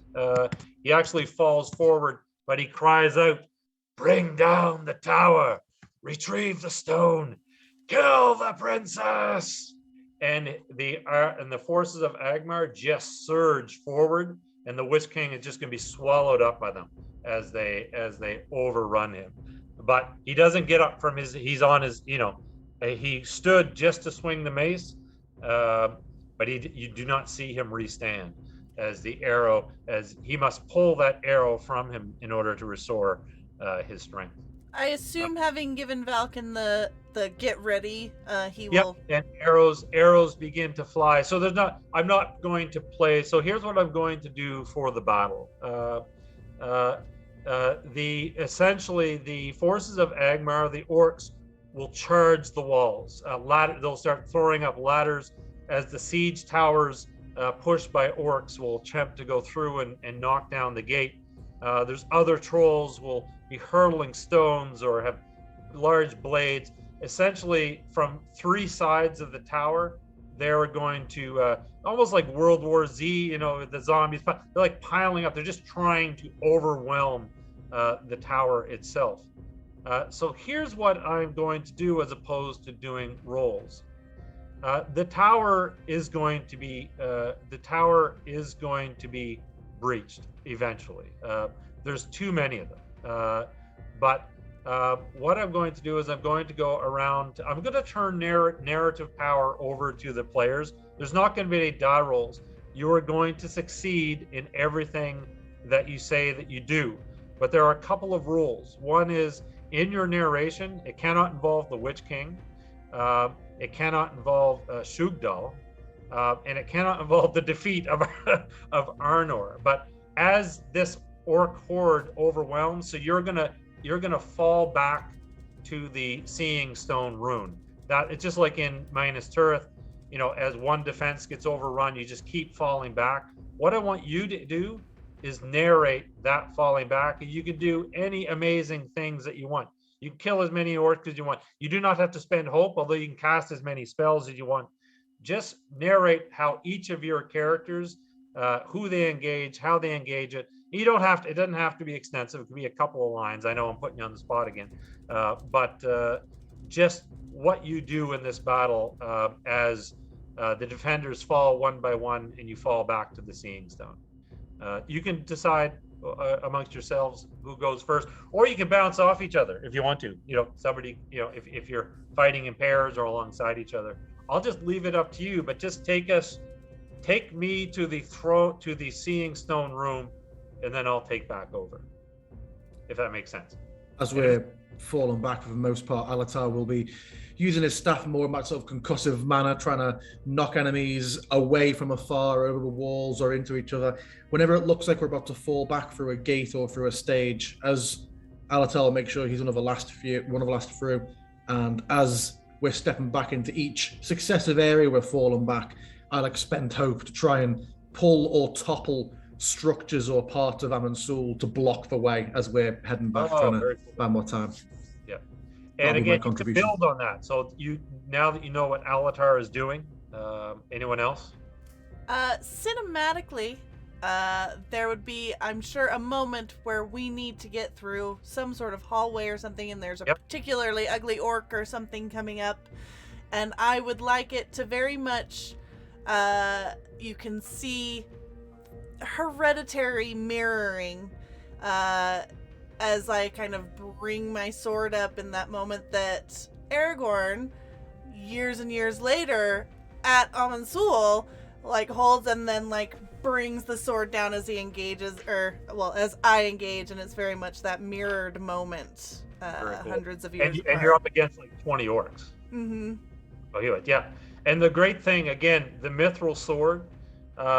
So in these descriptions, so Alatar, I picture like, you know, the ladder comes up, it's filled with orcs, then suddenly the staff come forward and boom, and the ladder goes flying back, and like 50 orcs fall to their deaths. Same as when you bring the sword up. The mithril sword cuts through armor, other weapons, so if an orc tries to parry you, the blade just shatters everything that it touches. All right, did you want to add anything else, Dania? That's it for me. That I'm just me fighting my way through. And Miriam is at your side as you're falling back again and again. All right, who wants to go next? Celebrian is trying to hold back a little bit and just keep firing arrows at wherever seems to be, there seems to be a critical, somebody might be about to be set upon, and just trying to save as many people as possible. But every so often, her gaze just darts back to the east, just very worriedly. Yeah, watching for Rivendell. Yeah. All right, Fenja. Troll Slayer. Currently working on all that metal that I was heating up, creating traps with that heated metal, essentially like pouring it onto orcs, trolls,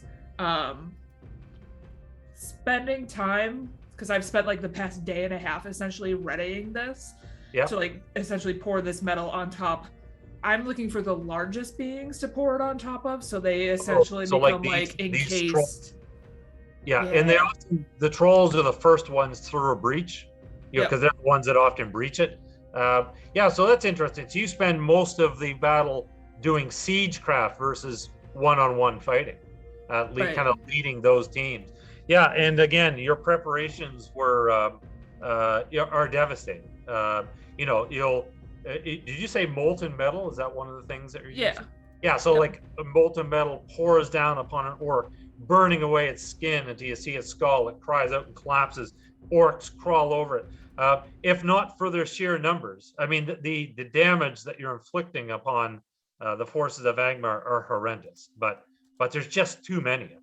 Right. I'm just essentially like, when I see Alatar like pull through, Yep. sending down that siege stuff. Yep. So that way it just gives like less and less opportunities for them to continue to crawl through. And if they do crawl through, better opportunities for Celebrian to shoot them with her arrows, or the other archers that are maybe here. Yeah, no. So the defenders fight valiantly. Excellent. You know, they're significantly outnumbered, but of course, just like just like Gandalf watching the defenders fall one by one in Minas Tirith, it's kind of the same. You know, they put up a valiant fight. For every one that falls, you know, 6 orcs fall before them, but one by one they're falling. By the time you are at the room of the Seeing Stone, you know, there is Mirian, Valken, and maybe a dozen left. You find, you know, Alatar has collapsed the stairwell that leads up. Alatar has collapsed it, but even now you can hear you know, a troll just smashing its way through. You've bought minutes, but before too long, the final, there's nowhere else, you know, you're here, there's nowhere else apparently to go when, but when Valken turns to Dania, and he will say, he says, Your Highness, there is one path. There is a secret passage known only to the commander of the tower.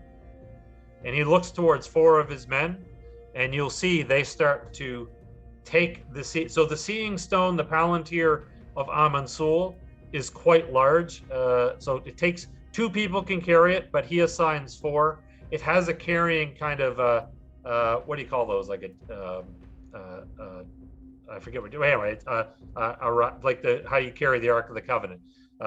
They put it in and they lift it. He'll say, Your Highness, while we hold the last of the fort, of the last area of the tower, you must take the Seeing Stone and flee.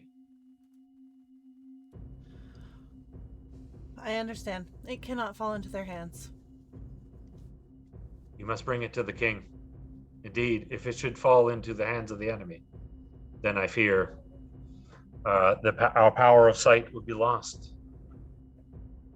And he's determined to stay, and most of his soldiers are going to stay as well.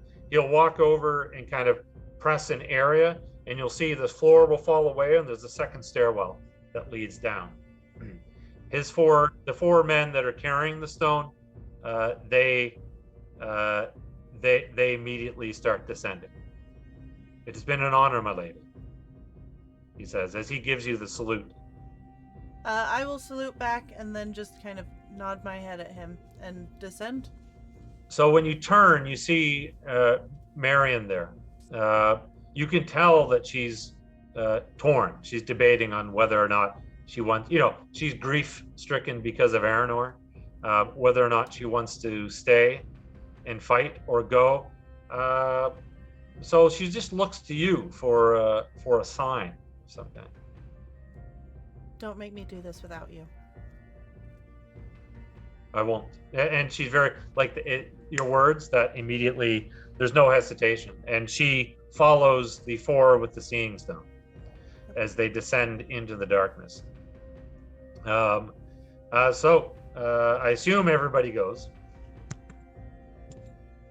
Yeah, I've got to have Dania's back.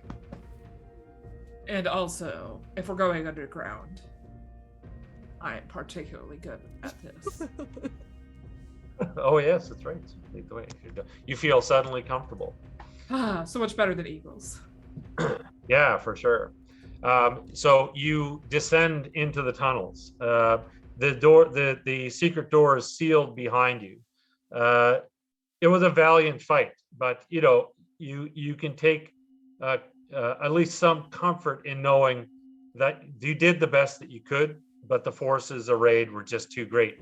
You hope that you've at least bought enough time that the reinforcements of Rivendell, Khazad-Duhm, Gondor, and Arthedain can, you've bought them the time they needed to assemble to stand against the forces of Angmar. And of course, you've inflicted serious damage. So as you make your way through the tunnels, are there, with haste, are there any words, or are you just moving in silence? Or how are you all feeling, I guess would be what thoughts are going through your minds? I imagine from even this far down, we can still hear the signs of the sounds of the battle above. So yeah, I imagine that's quite somber, and we're just... The towers, it's vibrating and dust is falling from the ceiling. I would assume that I'm just somber and quiet and moving quickly. Okay. I'd have my staff lighten the tunnel.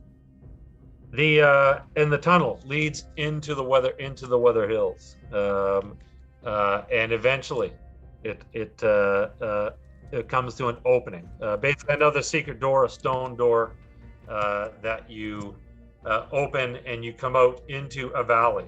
In the distance, you can see the flames. The tower is in flames, and you can hear the roar of the orcs as the sky above is darkened by the hordes of bats that circle the once mighty fortress. And as you step out into this valley, there's momentary hope that is soon dashed by a voice from the shadows. Your mother took my eye. Before I take her life, I will let her know how much you suffered. And in fact, you see that Shugdal, they would assume that there was a secret door. You can see stepping out of the shadows into the valley is Shugdal and his orc centurions, full plate armor, wielding their shields emblazoned with the emblem of the Iron Crown. Of course, this would be more impressive if you didn't have mithril weapons, but you can see he steps forward and he wields a great spear. Do you have the? If you remember, Targan gave you the spear. Yes. I have. Hold on. Yes, I have the spear. I have a blade on my hip. The Telestel blade, the last hope. Yeah. And I have this mithril sword. I am just jangling and clanging my way down this tunnel with all my loot. But yes, I do have that spear. So you can see Shugdal step forward. This is the great orc general that your mother wounded 20 years, 20, 30, actually it's probably longer, like 30 years ago. He's standing there. He has his own great spear, and at the before the point, there is a broad piece which is emblazoned with the symbol of an eye. And he is intent on not only bringing the stone to his master, but seeing to it that you pay for your mother's, in his view, past sins. You say to him as he steps forward? I will just, with one hand, sheathe my sword that I was carrying and take out the spear. And I have nothing to say to this creature. But I am going to, and deliberately so. My brother just died. I'm leaving my people behind to get this thing out. We've lost the tower. Fuck this clown. I'm gonna use 7 of my hope to just throw this spear with all of that emotion behind it, because I haven't really used hope this game much. Okay, in this case, I'm going to allow you. You know what? I'll allow you to. So just remember. So the benefit you're going to hit. The benefit of hope is that every 6 is going to add to the damage. So you're gonna roll a d12. Listen, because of this your little speech. Wait, I have a thing. What? I say I will take your other, and then I'm gonna throw it. Oh. There we go. So you're gonna roll a die 12. I will give you inspired because of your speech. You're gonna roll a die 6 for each of your spear underneath spear, any pip there, and you're gonna roll. Because I just might have freaked myself on this villain. Because if it's an inspired roll, then every hope you spend is equal to 2 die 6, not 1 die 6. All right. How many am I rolling? I'm not gonna. In the rolls, you can't do this. Now you want us to keep 1 hope. I will. So I have currently 15 hope because I have not been spending hope. It's almost normally, like I knew. Just so you guys know, according to the rules, normally you can spend no more than 1 or 2 hope in any round. I'm making an exception here. Oh, okay. I'm making an exception. I like the fact that you stepped up and you said that. I buy into that as the GM. That makes sense to me. But how many d6 am I rolling? Oh my God! Can we do that? You might not do this. Roll I have 20. 2 ticks and spears. Yeah. So you're gonna roll how many? You're okay. 14. You're gonna roll 28. 2 ticks. You're gonna roll 30 die 6 and 2 die 12. Time to use the Google machines. All right, we'll go on a break. 110. So what you need to do in roll 20? I love Kaiya's face right now. We need to count the 6. 1, 2, 4 3, sixes. 4 sixes. So whatever your strength is. 3. So 4 times 3 is 12.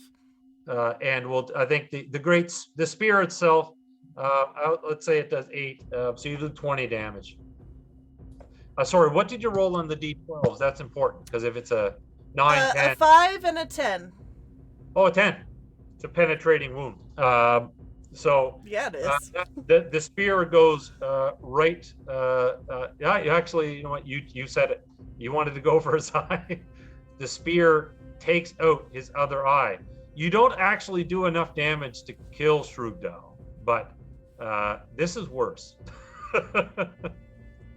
So his orcs, centurions, cry out in array. He like, grips the spear as it basically has gone through half of his head as he staggers back. But his final orders stand. The centurions charge forward with their shields, and PCs get to go first.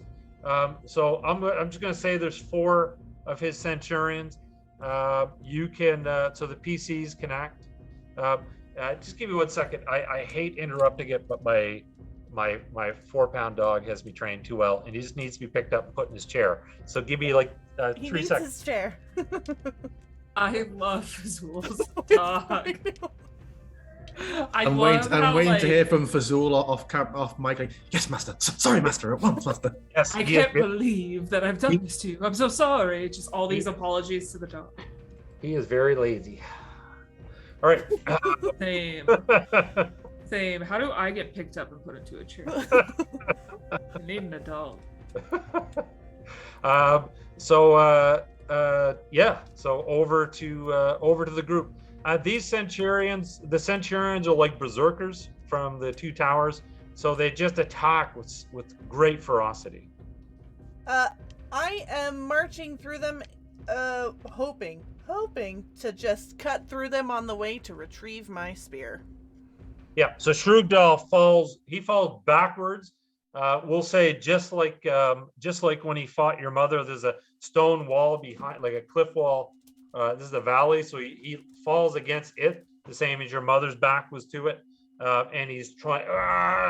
His action this round, he's trying to pull the spear out of his skull. But Alatar, Fenja, Celebrian, you do have to contend with these centurions. Fuck yeah. I'm just gonna go in axes blazing, just wreaking havoc, trying to even go for 2 at the same time. Oh, okay. Knowing that Celebrian can do a lot of damage, I'm just watching out the side of my eye for how many she shoots, so that way I can be sure to hit the same amount at least for my people. Rather than flail my own stuff around here, I'll try and repeat what we did in Khazad-Duhm and wait for Celebrian to fire. And I'm going to try and enhance her arrow to, if she's using Mithril, to try and punch her a few more. And just so you guys know, there's no point in holding back on your hope in this particular fight. Yeah. Celebrian is going to try to shoot the other two with the single arrow. Oh, a single arrow trying to go through. Okay. Enhance it with 2 hope. Okay.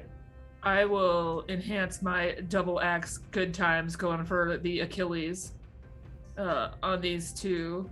All right, go ahead. Make a roll, Fenja.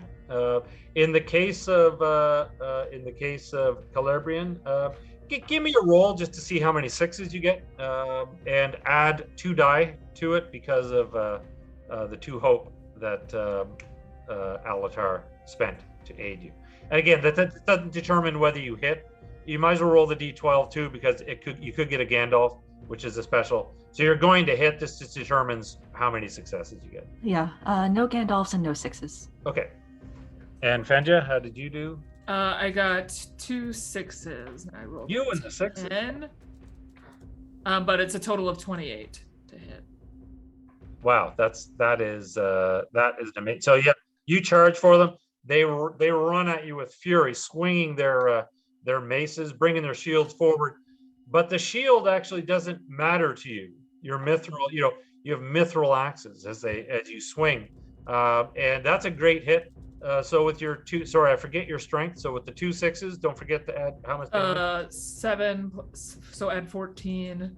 28 plus 14 is. Oh, you did. Sorry, your 28 was the hit.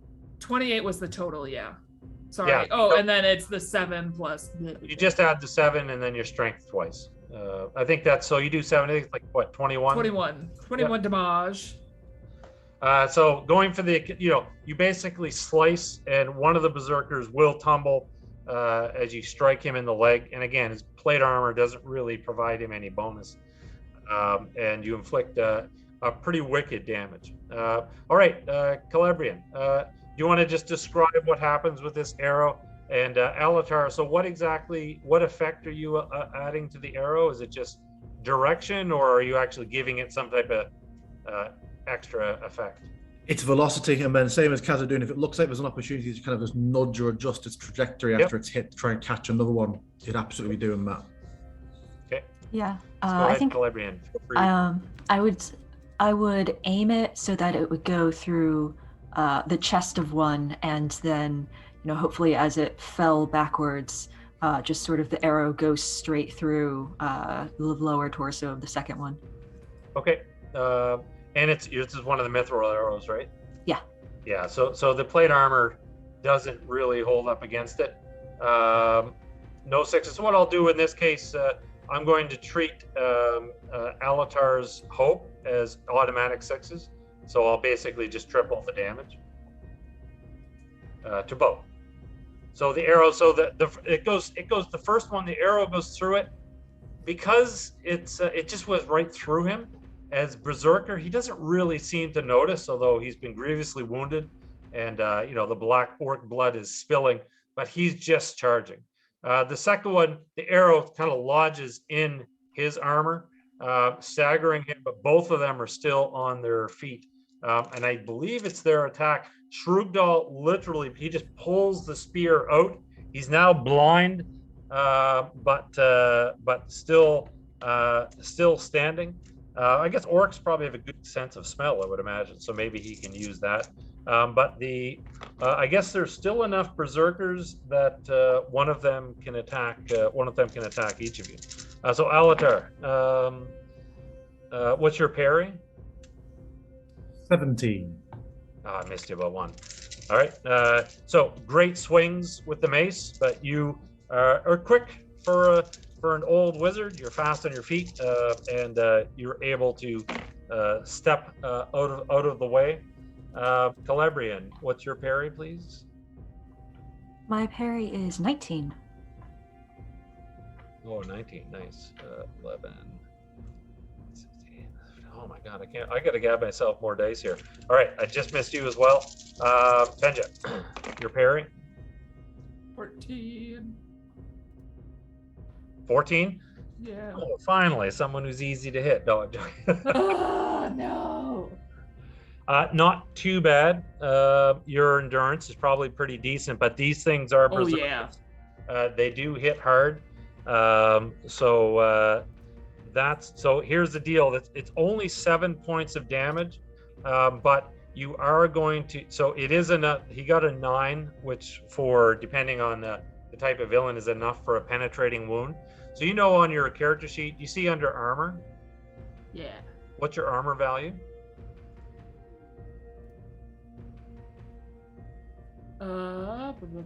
Armor value. The number, yeah. Where is that? Down near the bottom, in the bottom, kind of next to the One Ring logo, to the left of the One Ring logo. I It's don't see that on this it's sheet. all right. I've got a lot of armor on. If that Yeah. helps. So just roll a die 12 and roll like 3 die 6 with it. Okay. I rolled 16 total. Nice. That's enough. That's fine. Essentially, from a mechanics perspective, a villain can bypass your endurance or hit points by doing a penetrating wound. That's when armor comes into play. He does strike a really powerful blow, knocks you back, but your armor saved your life in that situation. If you had failed the roll, you would be wounded, and if you're wounded twice, you're done. Essentially, according to the rules. And I believe the last one is there's one berserker left. It runs towards you, Dania, but Marion steps in the way. She charges it to give you free access to Shrugdal. So it takes a swing. The two of them clash, and her and the berserker go down. They go down, kind of tumbling, but the path is clear for you. It basically is your action, since we just roll over right into the next round with the PC actions. Shrugdal pulls the spear out and starts. He remembers this. The smell of humans. I mean, if I recall correctly, orcs are really good at doing that. So he marches directly for you. He knows where you are just based on smell alone. I'm going to start swinging for him, and I want to swing right for his head if possible. So he has he just threw the spear aside. He literally wants to tear you apart with his bare hands. So like, you remember, like, what was his name? The Urakai at the Aragorn. He's like just walking forward. Let's. Oh, that's right. Yeah, Lurtz. So go ahead, take your swing. I mean, a little bit. Dania wants to take him over too. Like a 7 with my D12, and then a 6, 2 2s and a 1, so 5 plus 6, so 11 total on the D6s with 1 6 plus. So that's 11 plus 3 is 14 plus 7 is some kind of math. You're exactly like me, Luca. The multi-dice systems, I'm always Help. What is math? How to 21 total? That's why D&D is like, I rolled a 14. 21, yeah, that's enough to hit. Your 6 does extra damage. And I expend 3 hope on her swing. Oh. Seeing her step 2 and you saying hold nothing back, and seeing that he's blind. I don't know if maybe as he comes forward and relies on smell, I shift for wind for a moment so he thinks she's elsewhere, and he turns a bit so she can swing even. That is very cool. That's pretty inspired. So suddenly he turns and lunges, and there's nothing there. He cries out in rage when he realizes he's been foiled. And Dania, you step forward. I'm going to let you roll 3 more. You did 3 hope. Yep. 3 more die 6, and I'm going to let you re-roll the die 12 just to see if you can get a Gandalf, a 9, or a 10. Well, that dice is gone. A 6 on the D12, so no better on that. But I did get a 6 on the D6, a 5 and a 1. Nice. So feel free to narrate Shrugdal's. I am just gonna stalk up to him. Again, very future reminiscent of that moment when Aragorn is just walking, and I am just going to swing my sword and just lop off his head. So Shrugdal, he's like, my death will not save you from ruin, and his head goes flying. That did not go how I was the GM. I was like, okay, Shrugdal, big bad, but the whole a lot of good ideas from the like spending all your hope that never crossed my mind, and it's not in the rule, but it should be. It is now. We've set precedent, and Alatar, the whole smell. That's brilliant. So as Shrugdal falls to the ground, the berserkers do not. I mean, they're berserkers. They fight to the end, but of course, being heroes, there's one for each of you. Why don't you just narrate how you finish it? Fenja, Alatar, and Celebrian. I heard my name Yeah, first, so I'm gonna cut in, Harrison. Sorry, Yeah, I yeah, saw yeah. you unmute. But... No, I was about to say I just did mine. I'll let the others all go first. Yeah. All right. I'm just gonna get a little axe happy and kind of go a little bit crazy in. Oh, you go berserk as well. Yes. To their berserk, I resort to berserk in kind.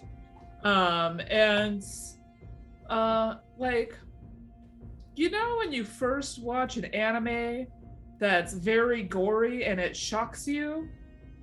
And then as like it goes on, you get desensitized to it. But that is the moment we're having here, whereas like Fenja, for the most part, has stuck to being a craftsperson and occasionally trying to rally the troops. She is full on like, I'm fucking tired of this! And she's just going to work, letting the blood just spatter around her, and she is mentally exhausted from all of this. So all she is just physical damage right now. All right, how many pieces is the berserker left in? It's hard to tell. It's mostly the insides or on the outsides. Okay, all right. So Fenja stands up from the inside of the corpse of the berserker. Yes. Letting go to battle cry. All right, over to either Celebrian or Alatar. I mean, seeing that, Celebrian's actually just going to fall back and make sure to get out of Fenja's way. You let her take the second berserker. Yeah. Right. Fenja, as soon as you finish off the first one, there's a second one standing right in front of you, which I assume you do the same thing to. Yes. As long as I see them still standing, I'm just running through. And by running, I mean jogging heavily through these guys and just doing my best, because I think there's also some sense of like, I wasn't able to save Khazad-Duhm, but at least I can do this. So she's like leaning heavily, like, this is what I can give right now, since I wasn't able to fight for my people the way my king was. And you give everything. That's my impression I'm getting. Okay. Yep, that makes sense. Alatar, as the last berserker swings furiously, it momentarily goes rigid as the eyes behind the helmet, or the skull helm, actually blazon as if on fire, and you feel a dark presence as it does as a new kind of power takes over its body, and it winds back, and you can hear. Remember the sound that occurred just before the Witch King shattered Gandalf's staff? It was kind of like a high-pitched whine. You can hear that happening, and the wind is actually gathering in mist is forming around this berserker as it's going to readying itself for a final strike to bring you down. What are you going to get to act first? Yeah. Yep, you get to go first. I really like the full enclosed metal helmets they have. They're very, very cool. I would like to expend 3 hope as I just say,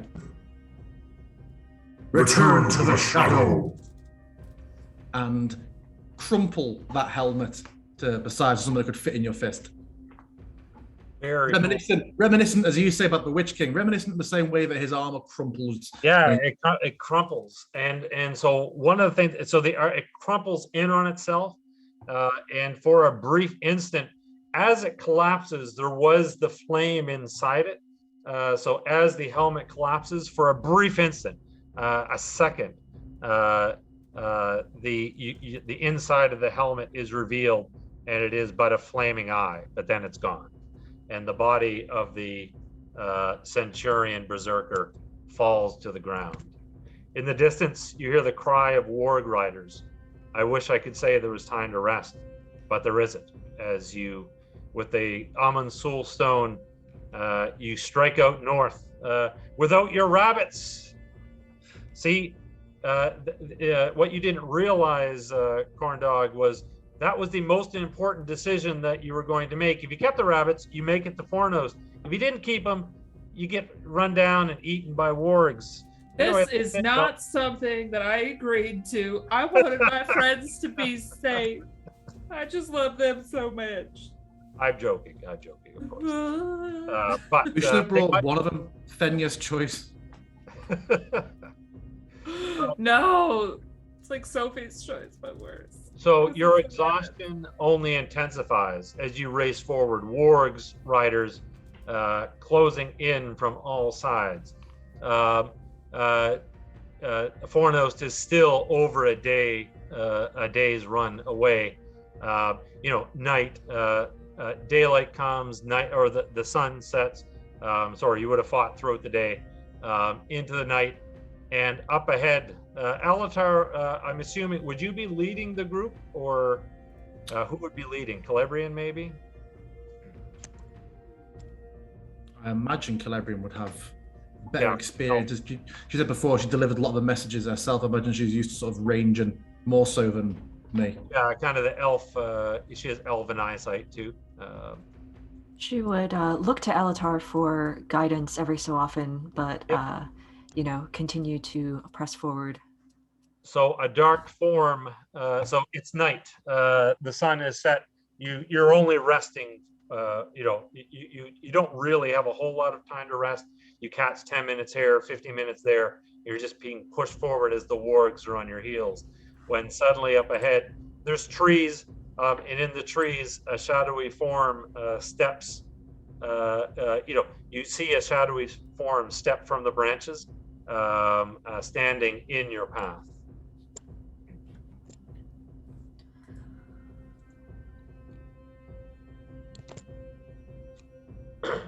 Standing, you said? Yeah, stands momentarily. Just you see them in the darkness. It's kind of a bit difficult to see just because of the trees, even for an elf. But I will give you no need to make a roll. You don't feel the presence of shadow. Okay. You don't feel that as an elf. Yeah. Do I feel any familiarity? You do. There's a familiar look to the shape as the shadow steps forward into the light. You can see Alatar. It's good to see you, my dear friend. Olarin. Fear not. You've taken your time. He laughs. You're late. He'll say, a wizard is never late. A wizard arrives exactly when he intends to. But fear not, my friend. Help is here. And riders will ride out of the forest around him. They are from Arthedain. In fact, Gandalf had arrived ahead of Gondor, trying to make it here as swiftly as he can. So the riders ride out, sweeping around you to put a defensive perimeter against any wargs. And Dania, you can see your mother. Your mother step forward. She's in armor. You see Targon is with her, and Aranath, the ranger, and of course, soldiers of Arthedain. But she walks right up to you. Of course, they see that you have the Palantir, and the soldiers are with them. So she walks up to you. What can she read from your face? Everything. It is just plain as day on my face. Everything that we have just lost. She embraces you, and she'll say, she doesn't have to. I mean, she doesn't have to ask about your brother, but she will. The question that she asks, she will say, "He died a prince." Did. She gives you a deep embrace, and then she pulls back and looks at you. She'll say, "You saved the Palantir," as she sees the men carry it past. "But more importantly, my daughter, you are alive." And she strokes your hair back. She's like, "You are more precious than any crown, seeing stone, or watchtower.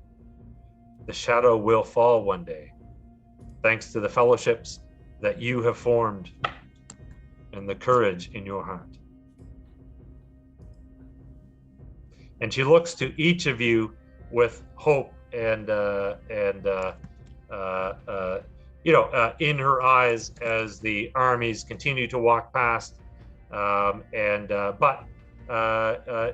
I guess the question is, she is marching south with the armies, where the forces of Gondor and Rivendell and Khazad-Duhm are all kind of three-pronged, closing in to surround the armies of Angmar.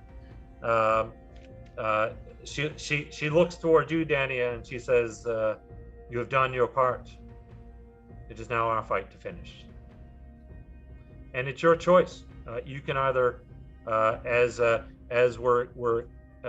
you can either march with her in the army south, or you can go north to Fornost.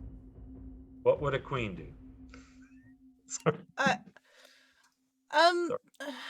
Jim, I guess, what do I know about, like, what's the plan for this Palantir, since I just abandoned everything to get it to safety? I think my main goal is going to see that The Palantir is going to Fornos. So regardless of what you do, like a force of some 100 will be assigned to it to escort it north.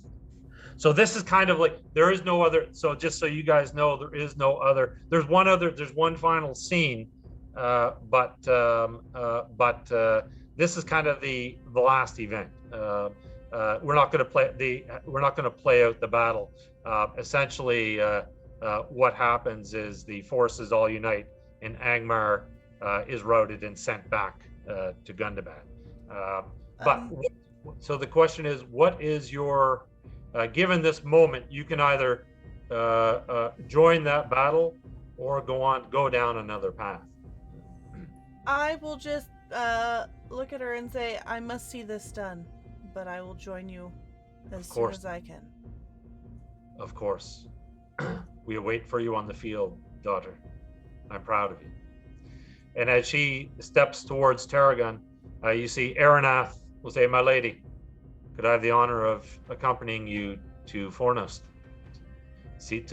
He'll say to see the stone there safely." You'll note he does not say to see you there safely, because he knows that that's not a promise he has to make.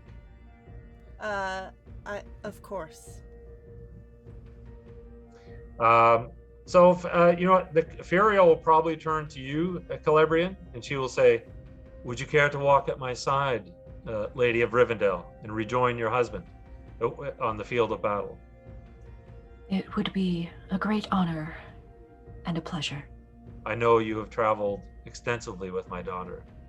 If you wish to take a few moments before we go to say your goodbyes. Thank you.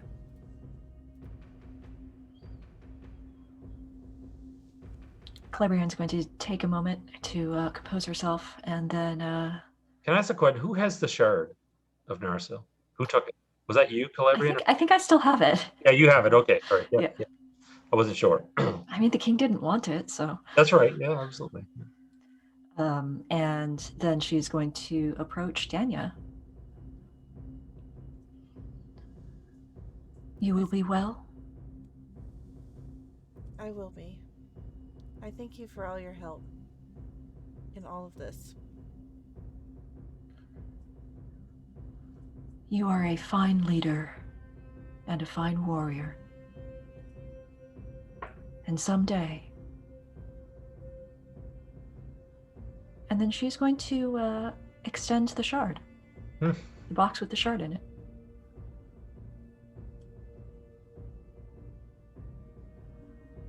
This is the shard that when your father was offered it, he cast it to the ground. Yeah, I'm just...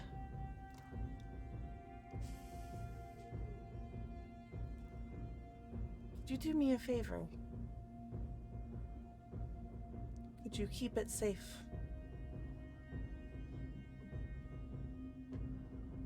We have been keeping this safe for a very long time.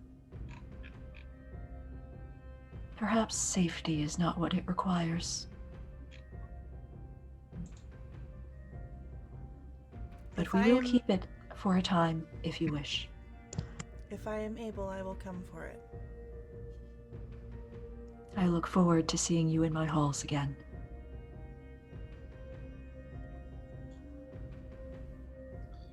Furiel, I'll just bow my head and, and step back.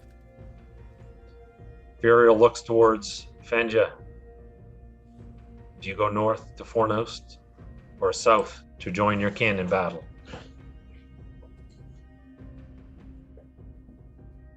As great of company as your daughter has been, it is time for me to rejoin my kin as well.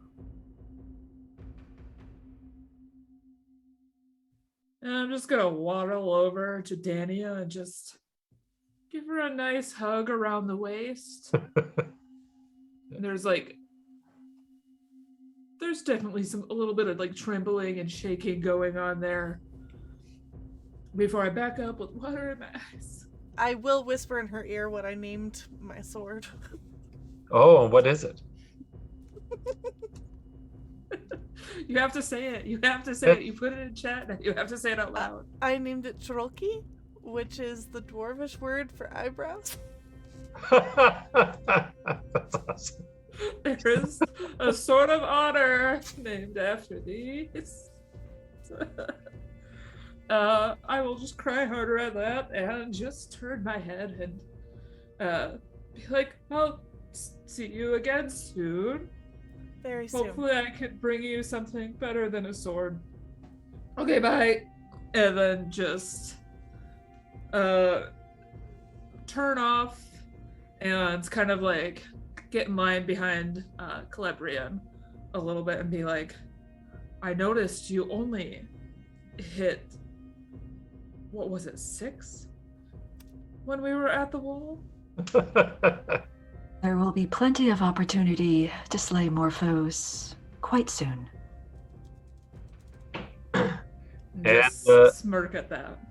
Alatar, Gandalf waits to see the choice that you make.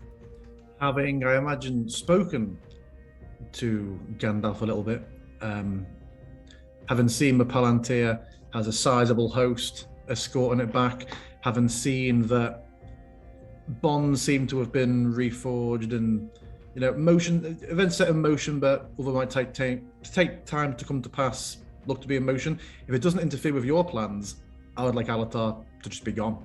Yeah, he would have set off to satisfy the work has been done for now. He'd start to return east. He'd just slink off. Yeah, so it slinks off without saying much to anyone. Yeah. Oh wow. I think so. Yep. So you kind of watch over the interactions, and then before they end, you just turn and step away into the forest.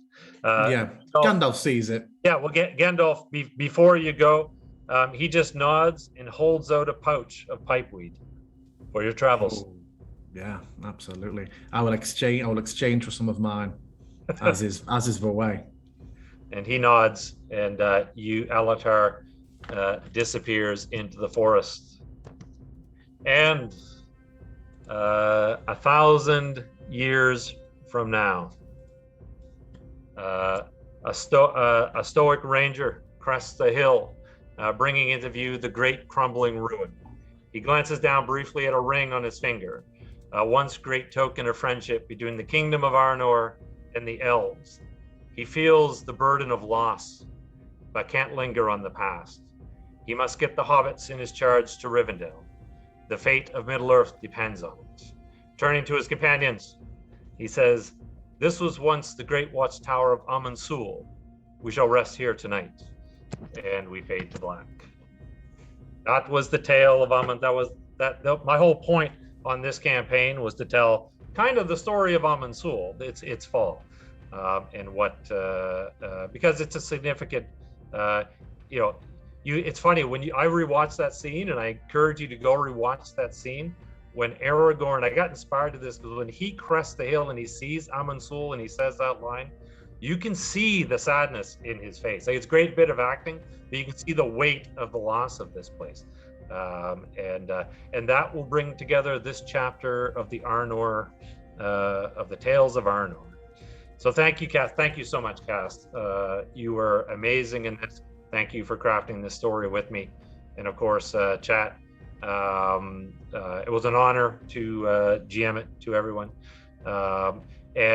So I guess just like the characters said goodbye, it's time for each of us to say goodbye. So maybe we could go around and give let people know what you're doing, what's exciting stuff is coming up, and then I'll close this out.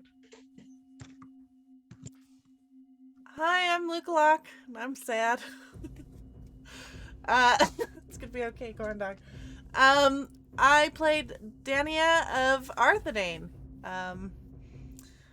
And I guess ancestor of Aragorn. Catch me around TPK Roleplay and Nat 20. I play in Fragments, the Demiplanes campaign run by Harrison over on Nat 20, and then tomorrow I am in the Chaos Goblins of Winterhold's Finest return on TPK Roleplay as I attempt to be a detective that cannot roll above a 5 and therefore detects nothing. And that's it for me. That's tomorrow at like 6 p.m. Pacific. But check the calendar on TPK's website to be sure. Corndog? It's me, CorndoggMcGraw. I'm crying. I definitely need to get a tattoo of Omar and Dith after this campaign. This has been a really rad time. I love Lord of the Rings very, very much. You can't tell because I have it blurred for legal reasons, but there's a very sexy Gandalf watching over us as we play today. Thank you all for joining us on this beautiful adventure. You can catch me here, not this coming Thursday, but the following Thursday for our Tiamat campaign, which is like a Tiamat campaign, but with assholes as the adventurers. And then you can catch me here in like 2 weeks and 2 days for Sherlock Investigation. Get kind of weird. Luca will also be here for that. I'm gonna go be sad and pass it over to Harrison. Yeah, I'm Harrison. I played Alatar the Blue. This has been a fantastic. I also love Lord of the Rings. It's been great fun. Thank you so much, Phzoul. I hope we get to do more in the future. When I picked Alatar the Blue, I thought, oh, cool, a nice clean slate of a character and a magic user. I did not expect to have literally every king go, so wizard, I would seek your counsel. Of course you would. Of course you would. A lot of thinking on the spot with my RP choices here. You can catch me on Nat 20 every week on Tuesdays, where I DM Fragments, a Demiplanes of Dread campaign. And finally, having finished with this, I can reveal my true hairless form and remove the world's worst wig. Yeah, so thank you very much, Phzoul. Thank you very much, everybody. And up to Kaiya. I'm Kaiya. I played Lady Celebrian of Rivendell, and this was fascinating to play somebody who I knew, I knew exactly how her doom would come in a couple hundred years. So it was delicious every time I got to fight orcs, when I knew that eventually she would be so injured by the orcs that she would want to leave Middle-earth. So that was an adventure. Thank you so much, Phzoul. This was a fantastic time, and thank you, everybody else. It was wonderful to play alongside you. I am not on any other TPK roleplay streams for quite a while, but keep an eye out for me at the end of March, when perhaps I will appear playing some more heroically doomed people. In the meantime, you can catch me on Twitter at Rahab_Acatriel. I'm not going to spell that out right now, but that is where I write a lot of things pertaining to TTRPGs of all sorts. So, and Phzoul. You're muted. I pulled Harrison. No, I'm joking. Thank you. Listen, thank you, Cass. That a GM is nothing without great, amazing players. So, and thank you again, Kaiya and Proper Nerdy, for that amazing intro. I don't know if anyone saw the actual the new Amazon Lord of the Rings announcement, which I'm very excited for. I was actually thinking they would pick Arnor as the time period, but they're going a lot earlier. But I was saying they should have cast you, Kaiya, to play Galadriel, because your narration was much, in my opinion, was much better. And I don't have anything going on, which means I'll probably have to put my thinking cap on. Except for one thing in March, Iron DM. Luca, you didn't mention that. Oh, I'm scared. We have actually been pitted against each other in Iron DM. That is, I know you're saying you're scared. That is literally my worst nightmare too. So, it'll be fun. And if I'm going to lose to anyone, I don't mind losing to you. So ditto. So that's it. Thanks again, chat, for coming along on this journey. Stay safe, be well, and we'll see you soon. Goodbye.